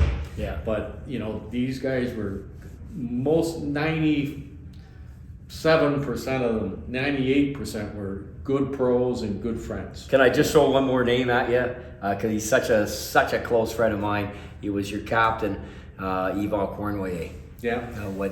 And Yvan was another one that was a true competitor. Yeah. A real good team guy. And again, he learned from the Richards. Right. He learned from Tobe Blake. Yeah. Again, the mystique of the Montreal Canadiens. Jean Beliveau. Got past Jean Beliveau. Yeah. Got passed down. Yeah. And as I say, there was in I'm not too sure how other teams operated, but I know in Montreal, if you started to thinking you're a little bit big for your britches. Yeah. There'd be about 4 or 5 other guys that would just whittle you down to size in a heartbeat. So you're That's something. well, which is good. Well, your humility is one of the greatest assets that someone can have, and I know that because I have it. Well, look at the guys that played in Montreal. Yeah. I mean, do you see any, No. through the history of the Montreal Canadiens? No. You just got guys that are just want to work, they want to win, and they're going to do whatever it takes to win. Yeah. You know? And you know what? That comment, and I know that you've touched on that, was not at all my thought process, because you guys made it look so effortless. Like, when you say it's because we worked so hard, I'm like, no, it's because you guys were so great. But you know what? You were great because you worked hard, and I hadn't clued in. Like, you know that as someone who plays, but you don't know it because you're watching as a kid, thinking you guys were just floating. Well, the old story: the harder you work, the luckier you get. Yeah. Pretty simple. So would you? But like to ask we the would, last just on our team, who was more important? Steve Shutt because he scored 50 goals, or Bob Gainey because he stopped 50 goals? Yeah, that's a great analogy. I mean, Yeah. Yeah. So Needed a guy to there's score. no way that needed a guy Steve to Shutt stop. was going to go up and say, "Well, I'm the guy." Yeah. Yeah. When I'm looking at Bob Gainey, Doug Jarvis, Jimmy Roberts, I mean, Well, look at how Savard, many big goals Yvon Lambert scored. Lambert. Lambert, Tremblay, Risebrow, Jarvis. I was Gainey. not better than them, and nobody was better than anybody else. Yeah. Even Lafleur. You were the sum of all parts. Even Lafleur was Did you ever meet the Rocket? You must have met him. numerous times. I knew Rocket a lot better than most people because my father-in-law was the same age as him, Okay. and we used to go fishing together. Really? Yeah. Wow. And so him and my father-in-law used to every morning have the eye openers, which was Bull's Gym. Come on. Yeah? Well, at that age, like they're kind of arthritis and stuff. So it's either you take arthritis pills or you have a couple eye openers. And That'll be you and I, bud. who's the guy? Kevin Tibble. Do you remember Kevin Tibble? I don't. No. So Kevin Tibble is actually still working, and I think he's on NBC now. But he was doing some stuff for CBC. Okay. And he went up to Hudson Bay with us. CBC, they sent a crew up there, and Rockets, it was this Rockets 50th anniversary of the 50 goal or whatever it was. Yeah. So Kevin's up there, and I'm saying, Kevin, I said, if you want to meet Rocket and you want to talk to Rocket, I said, go at 7 in the morning, Yeah. knock on his door after he's had his eye openers, and then he'll talk to you. Okay? Wow. And he said, oh, okay, thanks. So he goes in, set up. Rocket has his eye openers. Kevin says, do you do that every morning? That was the end of it. Right there. Oh, jeez. Get out of here. Yeah. So it cost these guys like $2,000. CBC cost them like $2,000 for flights. Never got the interview. Unbelievable. Yeah. So the other day, I'm doing a autograph session with Rocket. We're in Michigan, and Rocket is, it was kind of near the end, and he was stiff, and and just traveling. It was not, he was in pain. So and he was a little grumpy. Yeah. So the the guy, the promoter, Yeah. was starting to get a little nervous. I says, you want to help Rocket? He says, yeah. I says, go and get a colored glass. And I says, go and put some Bull's Gin and grapefruit juice in there and just hand it to him. Okay? Oh, okay. So about 10 minutes later, he comes back and he says, Mr. Richard, I got something for you. So Rocket took that. Oh! How long do you want me to stay for? We're fine the rest of the tour. Oh, that's perfect. Steve, what about that ovation for him in '96 when the Forum closed? Yeah. Monday night, March 11th. And see, a thing like Rocket was not only he was a great player, but you have to understand the history. Yeah. The French Canadiens at that point in time, they were really that's the second in Quebec. All management was English. Yeah. They really were second rate. Yeah. And this was Rocket was their champion, their savior. Their champion. Yeah. Their savior. Yeah. And he didn't. I don't know if he understood it. No. Like Rocket was a hockey player. Yeah.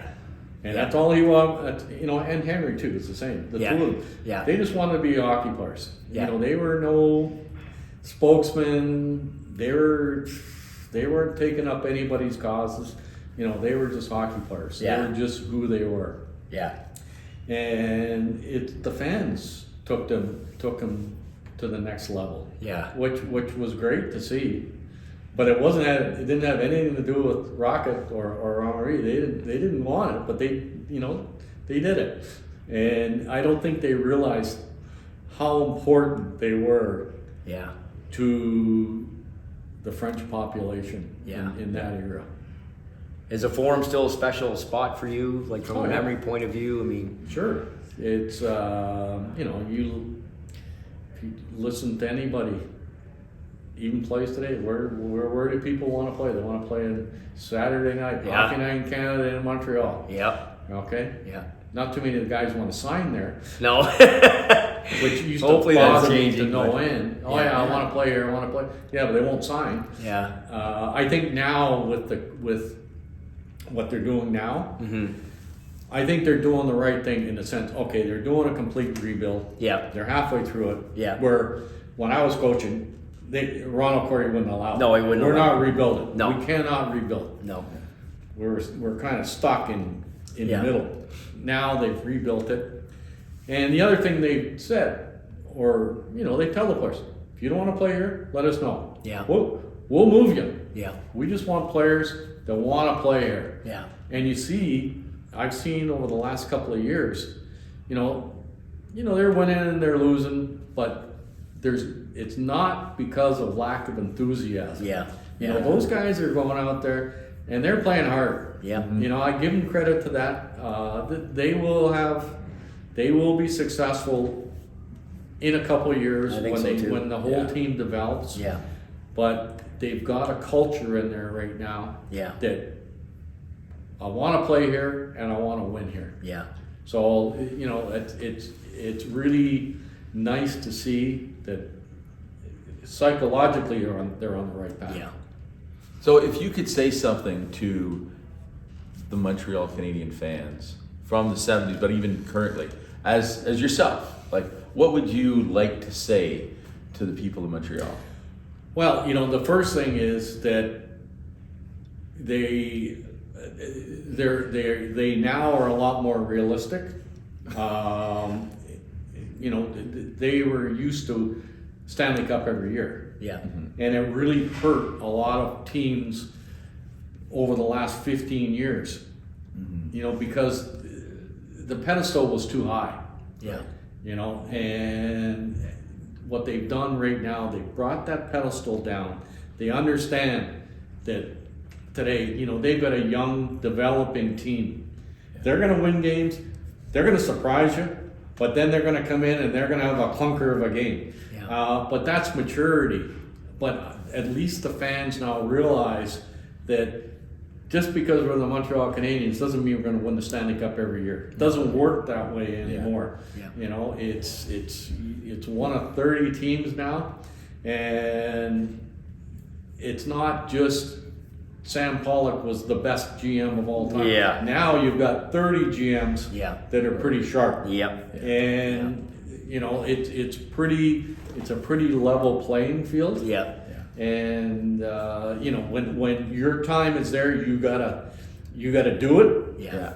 But I think the fans realize that right now, that I think maybe now they realize how good they had it. Yeah.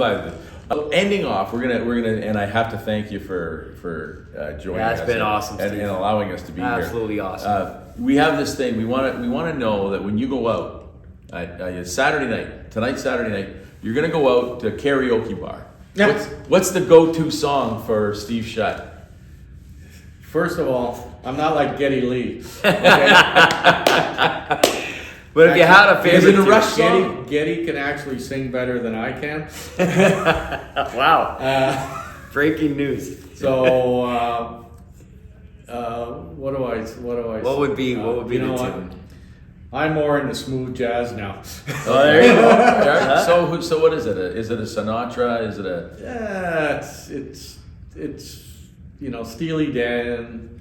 There you go. There you Boz go. Skaggs. Yeah. Mark Jordan. He's from Toronto. Yeah. Toronto guy. Yeah. Some of those kind of guys. Yeah. That a little bit smoother now. That groove. Yeah. groove. I'm in the groove. Yeah. There you go. I'm in the smooth. You're in the groove on the ice, Smooth man. groove. For many That is years. for sure. Many years. Well, thank you again, our special guest, Steve Shutt. This has been Offside with Hawes McGuire. I'm Hawes. I'm McGuire. G'day.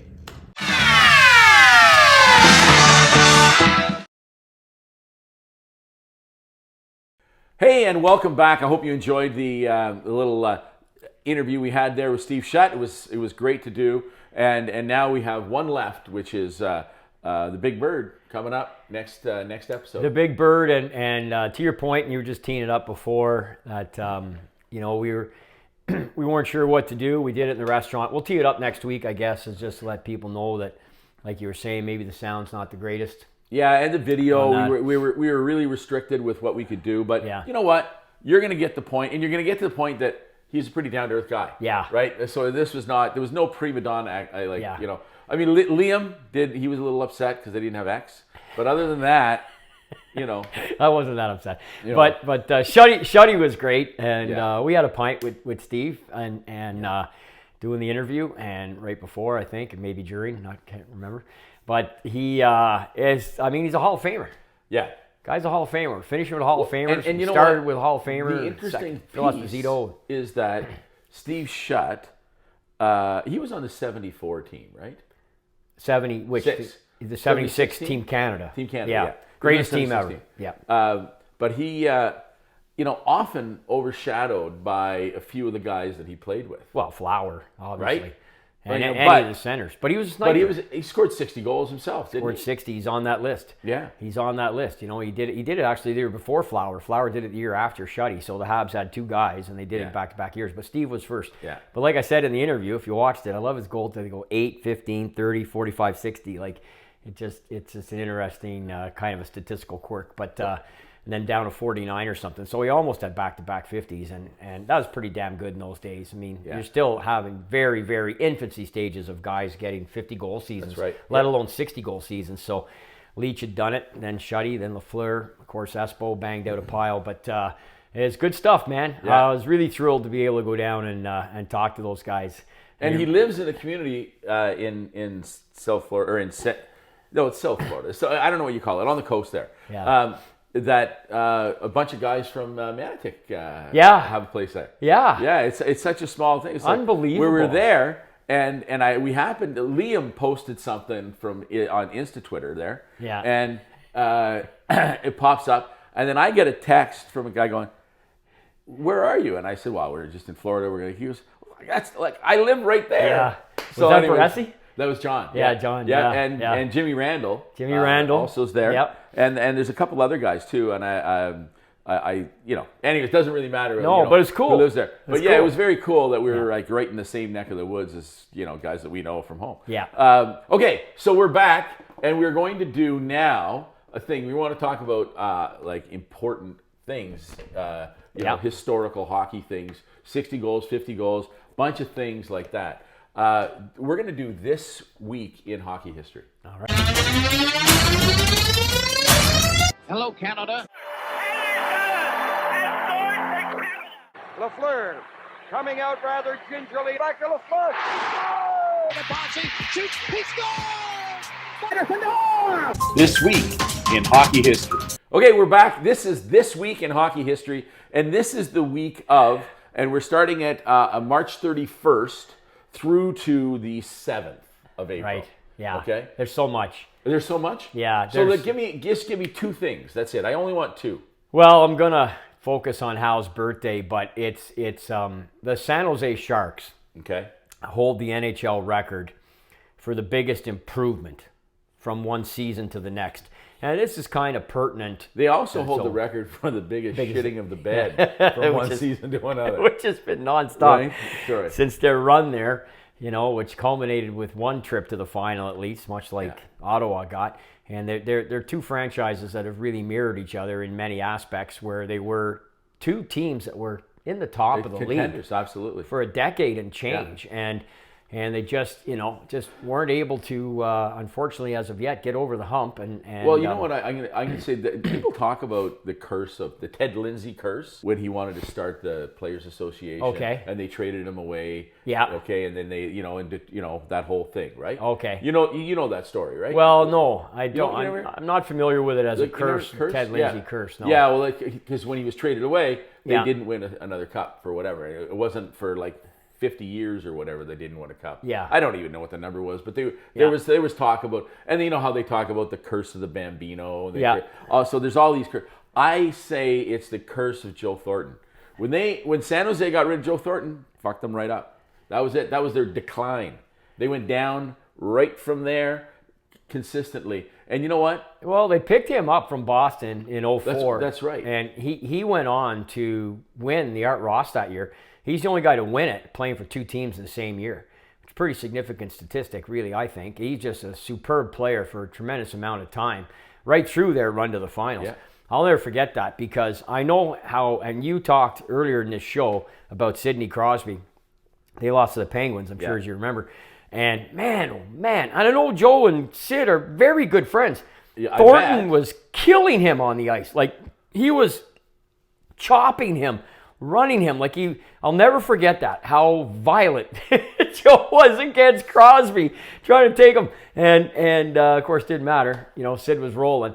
But I mean, I don't know about the curse on San Jose. Well, I'm just saying. We make these stuff up. Okay, right? I see. All right then. All right. So that was the. Well, I'm just saying. The second one on this year, on this date. Okay, so like the date we're taping right now, they San Jose in 1993 got a win that brought them up to 53 points improved from the year before. They ended up with 5 more points before the end of the season, folks. That's a 58-point improvement from one year to the next. So whoever you cheer for, and you look at what New Jersey did, unfortunately, they've fallen back. And of course, unfortunately, Ottawa has as well. So teams can have the falls, but I just thought it's like I said, there's so much at this time of the year. But San Jose, 58 points on this day, and for the next number of games till the end of the season. It'll be over by the time we do our next offside. With Hawes and McGuire, so I wanted to give the Sharks a mention. And then, Chris, we just passed Gordie Howe's birthday. March 31st. March 31st. I think it should always be acknowledged. He's the greatest. Nobody had his combination of perseverance, longevity, and excellence, and toughness. That combination that Howe had nobody else, despite being, and I've been going back and forth with this guy on Twitter about it, who's been he threw a bunch of names at me, like Messier and Iginla and some others, and I went, they're phenomenal. They're Hall of Famers, and Messier's Stanley Cup, like Jerome never did, but I mean, who's going to take anything away from him? He's a Hall of Famer. He's fantastic, but they're not Gordie Howe. Okay. Yeah. All right. So speaking of Gordie Howe, you know that picture of Gordie Howe picture? He's like and there's another picture of Bobby Hull that's similar. But Howe's not working on the farm, though. He wasn't? No. I thought he was back. No. So you know the picture I'm talking about? I think he's in a fishing boat. Is the one year. Oh, okay. Well, he's actually got a fishing rod in his hand, and he's got no shirt on, and it looks like he's getting ready for a bodybuilding competition because he's unbelievable, absolutely ripped. And this is like 1950. Yeah, it'd be around 50 or 51. You know, like, so when, like, people didn't look like that. No, like, or Bobby Hull's picture, which came along right around that, just a few years later, as he was embarking on his career in the NHL. He was a farmer. He grew up on a farm. Howe got his look from carrying bags of cement. So he worked in a cement factory. These bags, these sacks got filled with cement, and Howe's job was to truck them across the compound. They weighed 90 pounds each, and he did it all day, every day.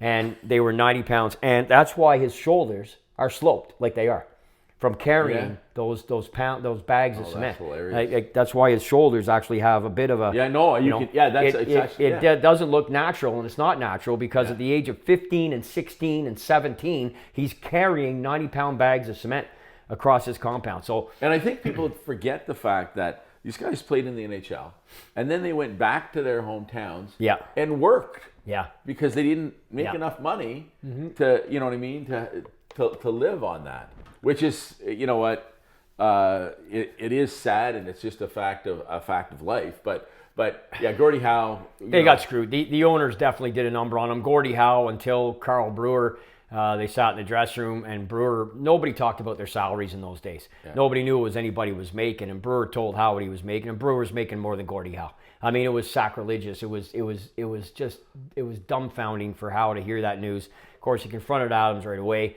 The damage was mostly done. Gordie had been in the league 22, 23 years at that point. You know, whatever increase Adams gave him, it mattered not. Howe was out of there in 71 and then came back in the WHA. We know the rest of the story. Yeah.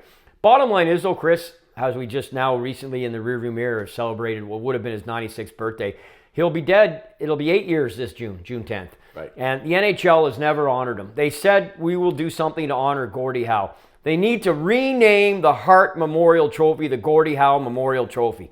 They need to dust off some of these trophy names. Okay, so why did they take the title away from, the sponsor's title, away from Hart?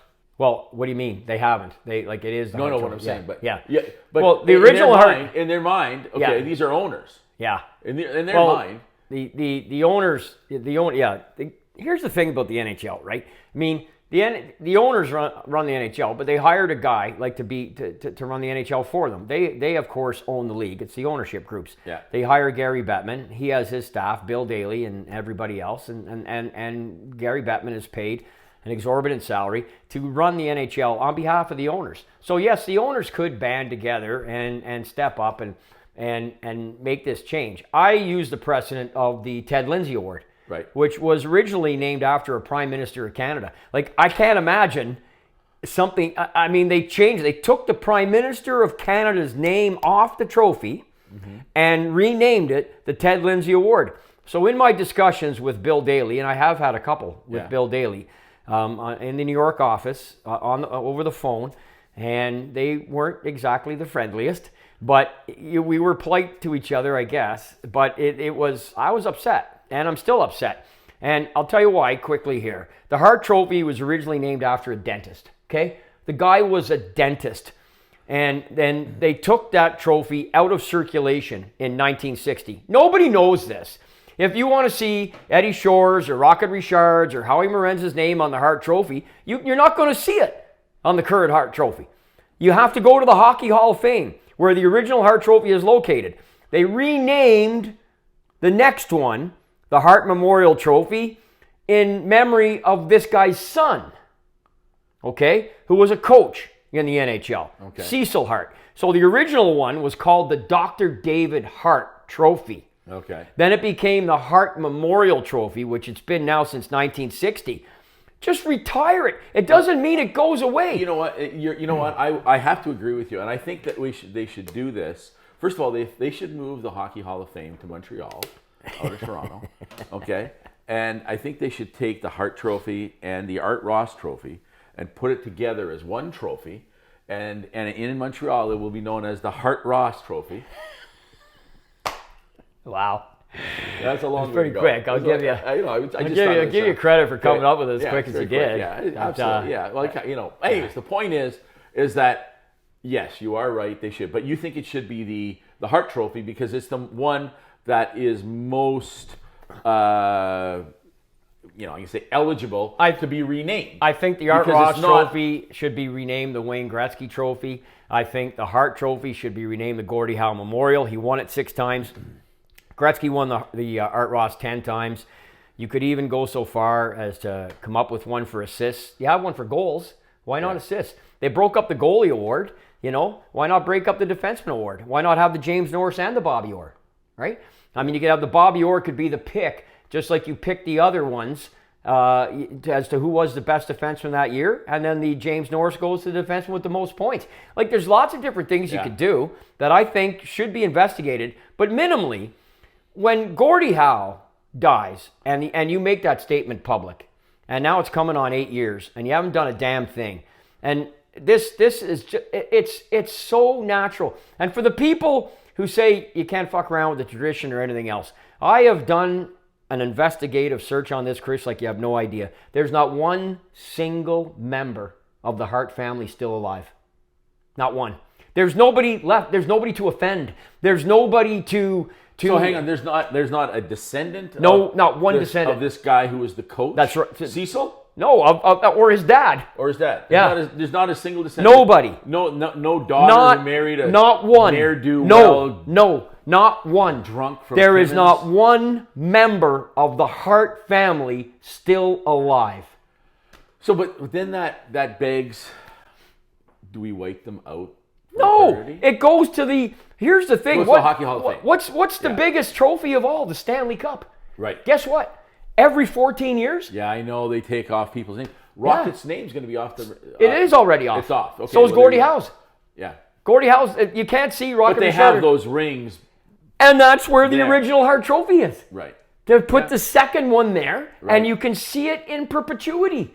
Just go in at your convenience, and say, "Oh, there's the Hart Trophy that existed until 2000." And here's the thing: this year marks the 100th anniversary of the Hart Trophy. It started in 1924. Make this the last one, Well, and then that start could- the next that could one. Happen. That could happen. Maybe Not- over I the know. summer. I know it's not gonna. Maybe. Well, they're gonna. They're not gonna. gonna. They're gonna award it this year. For And sure. even It's though 100 years. we're on a Unless they do it this way. What if they do it this way? They for the NHL awards for this year, instead of awarding the Hart Trophy, they retire it 99 years in. Yeah. And then rename it. I hate to say it, but you rename it after Gretzky. well. Because then you'd have the 99 thing. It'd be a little quirky Yeah, thing. but then It'd you get fill people up- say, well, you had no hockey in 2005, so, it's actually 98 years, and then you get caught in all that, and then, frankly, I mean, the Art Ross should be named after Wayne. He won it 10 times. I mean, it's the one that should have his name on it because of what he did to the record book. The Right. most points. That really, the synergy with Gretzky, to me, Yeah, no, you're is, right. is, You're right. is points. You take Listen, the Hart I'm Trophy. just and- spitballing here. Yeah. Fuck, I like you it. gotta- no, you're no good in the boardroom. I'm telling you right No, now. I'm you're gonna be- fantastic. No, I'm absolutely fantastic. I'm the guy that's got all the facts and stats, and I'm there just to bring some, so people can actually, discuss and with all of the with all of the actual data that's needed to make an informed decision. However, it's not going to happen. It's kind of like Paul Henderson for the Hall. It's never going to happen. I know that now. They'll never change the Hart Trophy, and there is, I think, another very significant reason, and I'm just not comfortable saying it on camera. Why? Because I'm just not. Oh, come on. And Listen. I just don't need the Why bullshit. can't you? What? I don't need anybody coming back on us No, listen. because At this thing's got a... this point in the show, there's 6 people. Okay. probably. And here's the thing. I'm going to tell you something right now. As you know, I do my very best to say things that will get people excited. Whatever, doing whatever, and then and nothing happens. Yeah. Nobody does anything. Nobody gives a shit. Well, I told you, I've gotten comments. I mean, it's... I get them, but... so I've only got like 6. So okay, One so a month, maybe. okay. So here's what I say. Yeah. To those chicken shit bastards who don't have the balls to fucking talk to me personally or say that, you guys are chicken shit bastards and don't deserve to watch the show. Fucking tune out. Go. Okay, so we've gone there. I've gone that way. I think I've offended the liberals there. Yeah. I've offended even whatever. Yeah. So this is what I'm saying. You got to be okay with this. I can't. Oh, come on. You do it in the pub. Yeah, I would. And we said Yeah. this is going to be like two guys at a pub. I know, doing but whatever. it's a little bit on the risque side. So I'll tell you off the air, and then you can decide I'll next tell it. show. Okay, all right, If- we'll do it if that. you wanna Off the say air. it. All right, so for now, Yeah. that's been This Week in Hockey History. Yeah. Sounds good. All right, we are back, and we're going to, you know what we're going to do this time? We're going to do Ask Liam. Wow, it's about time. Okay.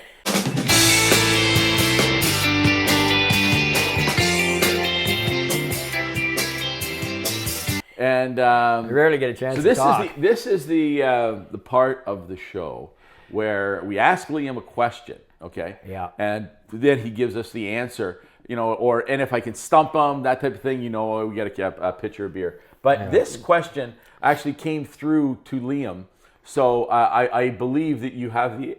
Excuse me. Oh. Anyway, how's that? You know what? You never see. Anybody burp in a show? No, not in the NHL. No. It doesn't happen on Hockey Night in Canada. No, I've been suffering from this acid reflux thing. Like, Yeah. It's all it's part not good. things I've that never. No, I have no idea why. No? But it's. I've never had it before. I've never had it. But geez, it's. You know. Yeah. So apparently, I should be drinking less. It But you gets don't it drink gets that bad. much, No, though. it gets bad with my whiskey. Oh. Really, you know, it's supposed to burn, but not apparently. Oh. You know, forever. Well, just follow my lead. I can't. Are you kidding? I don't have a liver that large. It's you know. So okay. So this is the question, Liam, because it was a big thread on Twitter, as you were saying. Yes. Okay, big thread on Yes. Twitter. Heard and it it today. and Yeah. it you know. And I don't understand why it was a big thing on Twitter. Just because the company, or not the company, the thread started with. There's a number of vintage type of what do you call it? Twitter feeds. Okay. That do a lot of like they do their own this days or their own. They pick players or they have Right. old photos. And so or they- Borja Salming came up. Is that the... No, the number 21. It wasn't Salming originally. It was just they said they picked this particular thread. Sometimes just picks something Okay. totally random. Random, Got nothing okay. to do with the date. Got nothing to do with a player or a team. They just said, hey guys, we're just sitting around here today over here at our site, and we're wondering who do you guys think was the best number 21 in NHL history? So who is the best number 21? Well, there's no question. Stan Mikita. Like Stan Mikita is the best number 21. There's just no doubt about it. And who's second best then? Well, then you're getting into where you would slot a guy like a Doug Jarvis versus. You're not going to tell me Dougie Jarvis is better than and listen. And I'm not a Toronto fan, Yeah. but he's not better than Borja Salming. Well, yeah, Borja it's Salming was two a- different players, but Yeah, but I mean, I would even argue that Borja Salming, as an all-round player, and don't get me wrong, I hate to say anything bad about Stan Mikita because he's an original Blackhawk. He's from the era that you know what I mean. Yeah. But Borja Salming's got to be there. well, he's in the top three for sure. I think Yeah. you can safely say that. All depending on where you want to put somebody like Forsberg or you get into some others. But I think historically you want to give Salming his due. He's in the top three minimally, and maybe top two. I could certainly go along with that. However, he's not supplanting Stan Mikita as number one. I mean, Stan Mikita is a Stanley Cup winner, a four-time Art Ross Trophy winner, first guy to win 3 trophies in one season. Yeah, but should the Art Ross Trophy be called the Art? No, sorry. no, it shouldn't. But, as it was, and Stan won it 4 times in 5 years. Borja never even won a Norris. I mean, Borja was great, but here's the thing. Borja was in I like to call it the Ballard years. The Ballard years, and you know what? There's a lot of things that if Borja Salming wouldn't tell me a year where he was going to beat out any of the guys he lost to. Like, Do you know? Did you ever? You heard the story? Maybe you weren't with us. I think you were. It was somebody told us how Harold Ballard used to bring people in to the Leafs change room to check out Borja Salming, his manhood while he was in the shower. Do you remember that? no. Oh, listen. Well, I wasn't with you. I was with. It was some ex Toronto Maple Leaf player. Yeah. Who was telling me, I won't mention his name, Ben. I thought you remembered who it was, so it wasn't No, you. no. Okay. that Ballard used to bring like guys like come in. You're not going to believe this, and and they would take him and walk him in to check out how big.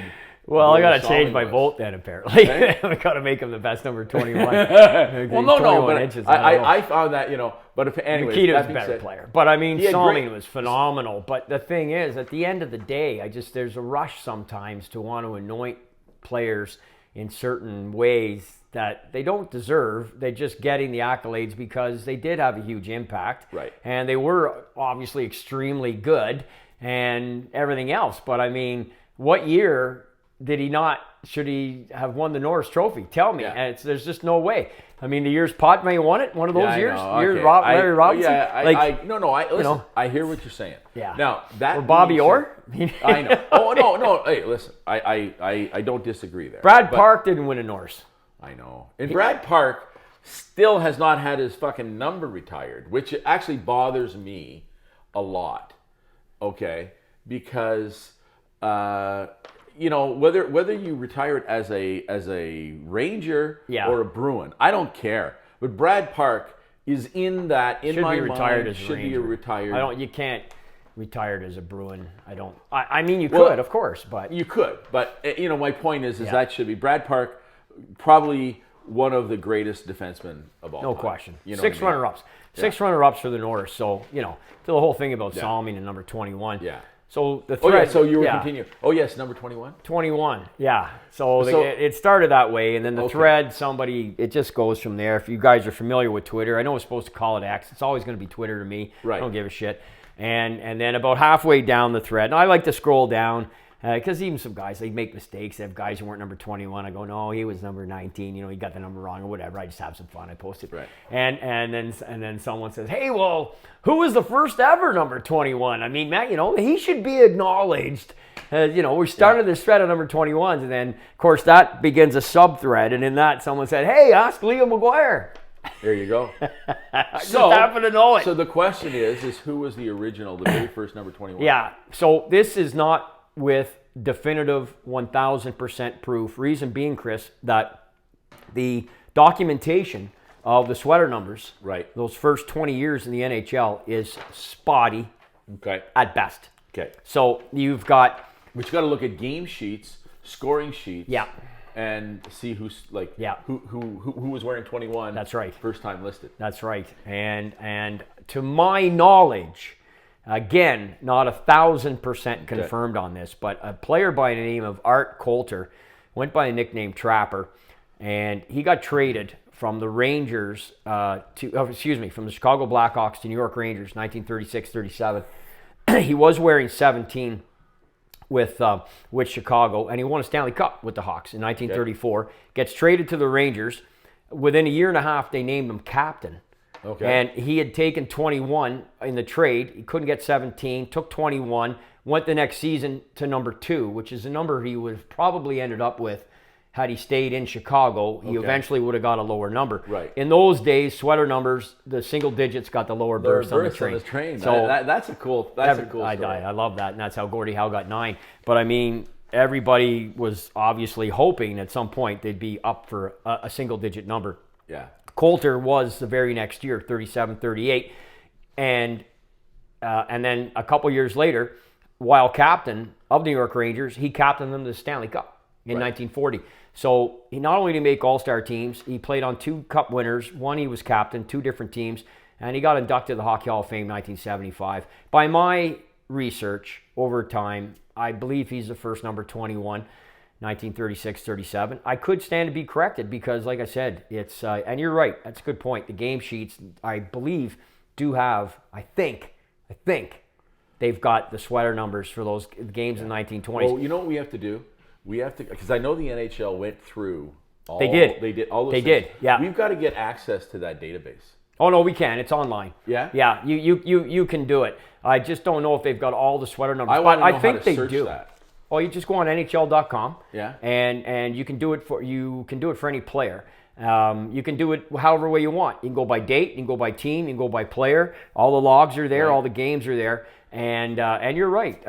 The sweater numbers should all be there now. They should all be there. And that would be another something else to research. And that's number 21. I think it By was the way, Trapper. this is why they pay me the big money, right? Well, you deserve every penny. Yeah. You deserve every penny. And in fact, you're underpaid at twice the rate. Oh, yes. I'm going to see to that. I'm going to talk to HR and Exactly. I want more beer and I want more money for you.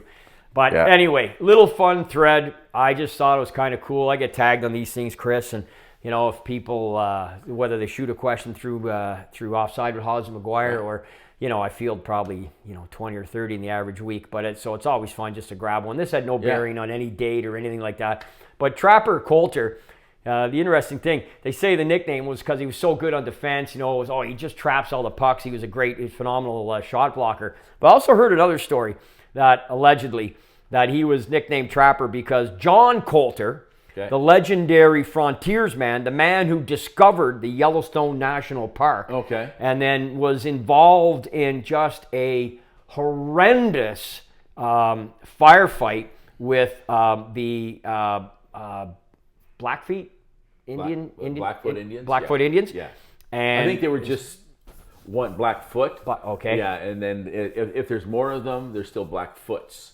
I don't think they're feet. Are they not? It's like moose and meese. Okay, right? I got you. Okay, there's my not apologies then if I said that incorrectly, but I believe it was the early 1800s. I'm not sure of all that, but I do know the guy's name was Coulter. Okay. And his nickname was Trapper. Okay. And I always... And he's not the famous Mad Trapper or whatever. Don't think so. No, I know. I'm just kidding. This was... and I don't think it's Trapper John from MASH. No, it's not. But interestingly enough, Art Coulter was nicknamed Trapper, and I always thought maybe there was some synergy with Coulter, who discovered Yellowstone National Park, and he got in this fight. He was captured by the Indians. His partner was killed, dismembered. They told Coulter take all his clothes off, including his moccasins, and they made him run. Said, if you can outrun us, you can get away. And this is all true. You can look it up. And the natives chased him, and he ran so fast, so far. There was really only one native that was relatively close to staying close with him with his spear or weapons, and Coulter just hid. The native came up. Coulter jumped him. They had a fight. Coulter killed him and took his moccasins, whatever, took his spear, and then when the rest caught up, he'd gone on right a scene out of a movie. He went into a small little pond that was right there, and he just went under the water, one of those reeds, and he just hid in the water. Okay. And that's how he got away. They came, they found their dead Well, they're comrade. not very good trappers, those Blackfeet. I'm just gonna say, And maybe there wasn't the footprints. I don't know. I think it was around 1808 or something. Yeah. The footprints, maybe I don't know, but it's I've really gone off base there. But it's an interesting story. I thought that was a now here's a question for you. This is a linguistic question because you brought up the Blackfoot. Yeah, Blackfeet, I undoubtedly moose, said it wrong. Mooses, as it is not meese, right? Right. Geese and goose, right? Yeah. Okay. Beer. How many beer do you drink? You have one beer. Yeah. You have two beers or two beer. Is beer automatically a plural? I think it's plural with the S and the apostrophe after. Well, you think no apostrophe, that means it's possessive. It means it's your beers. That's right. Beers is my beers. Okay. Exactly what I'm saying. No. So, but if so when you drink beer, I had 12 beers last night. No, or 12 beer. Because I say pints. Right. So okay. So yeah, I don't. So and only because sometimes it's milk you're drinking. I remember that one time. I think it was 79. Yeah, I think so it was a White Russian. But it's a valuable question. Yeah. Whether or not, because I've had this discussion. I think beer is plural on its own. I think How many beer did you have last night? Yeah. 3 beer. Yeah, you're right. Right? Yeah. I don't think the S is necessary. How many beers? How many pints? How many beer did you have last night? Yeah. Yeah. You wouldn't say beers. How many beer? Exactly. You would say beer. Yeah. Yeah. I mean, I don't know. Maybe I'll take 6 beer, please. Maybe Bob and Doug would do that. Yeah. Which, by the way, somebody says to me, she goes, you guys are an awful lot like Bob and Doug McKenzie. You should do like a thing. And I was like, I am not kurukukukukuku. You're right. Like, I am not doing that. Okay. But we should end this. Yeah. Okay. Yeah. All right. Yeah. And as we always end it, which is kind of Bob and Doug McKenzie way. Yeah. Okay. I say this has been, offside with Haas McGuire, Yeah, right? Okay, yeah. you say it's McGuire. Yeah. And then you end it with G'day. A. Oh, okay. So there you go. That's There's how our we do it. ode to Bob and Doug. Yeah, and we didn't even know we were doing it. No. We didn't even know we were doing it. But somebody said to me this week, like, yeah, you guys are kind of like a modern day Bob and Doug McKenzie. Well, And it's- there's some truth to that. I mean, we're I guess drinking there pints. is. We're drinking pints. We're on camera. Yeah. It's a low budget. Low budget. Yeah. Some yeah. of the linguistic comments would be similar to them. Yeah, absolutely. The I'm pretty dialect sure. that I use a lot is. Well, I'm now, which leads me, before we say goodbye, it leads Yeah. me to now we're not doing a Zamboni boy for this week. Okay. Yeah. But I am going to bring up a. We should do another one an next obi- show. I'm going to bring up a gentleman who passed away. Oh, yeah? Yeah. Joe Flaherty. Oh, yeah. Okay. Yeah. So from SCTV Yeah, and Second City, yep. everyone remembers him as the character in Happy Gilmore. Right. Of late, but you don't know this, but Grace was in a show with Joe Flaherty. Okay. Okay, called Uncle Joe's Cartoon Playhouse. Nice guy. Met him. You were there for a few days. And super nice guy, very talented. Originally American. Okay. But liked Canada, liked living here over going to the States. And he could have gone back to the U.S. at any time. I had a chat with him. And so he would go down and do a few things, but he preferred Canada over that, which was an interesting thing. Yeah. But you know what? He was a great writer, comedic talent, decent guy who, you know what? Didn't get the massive fame that some of the other guys from SCTV did, right? Yeah. But you know what? Kudos to him, and I guess rest in peace and all those other things. 100%. You gotta say. Yeah. So to that end, Yeah. this has been Offside with Haas McGuire. I'm Haas. I'm McGuire. G'day. Hey.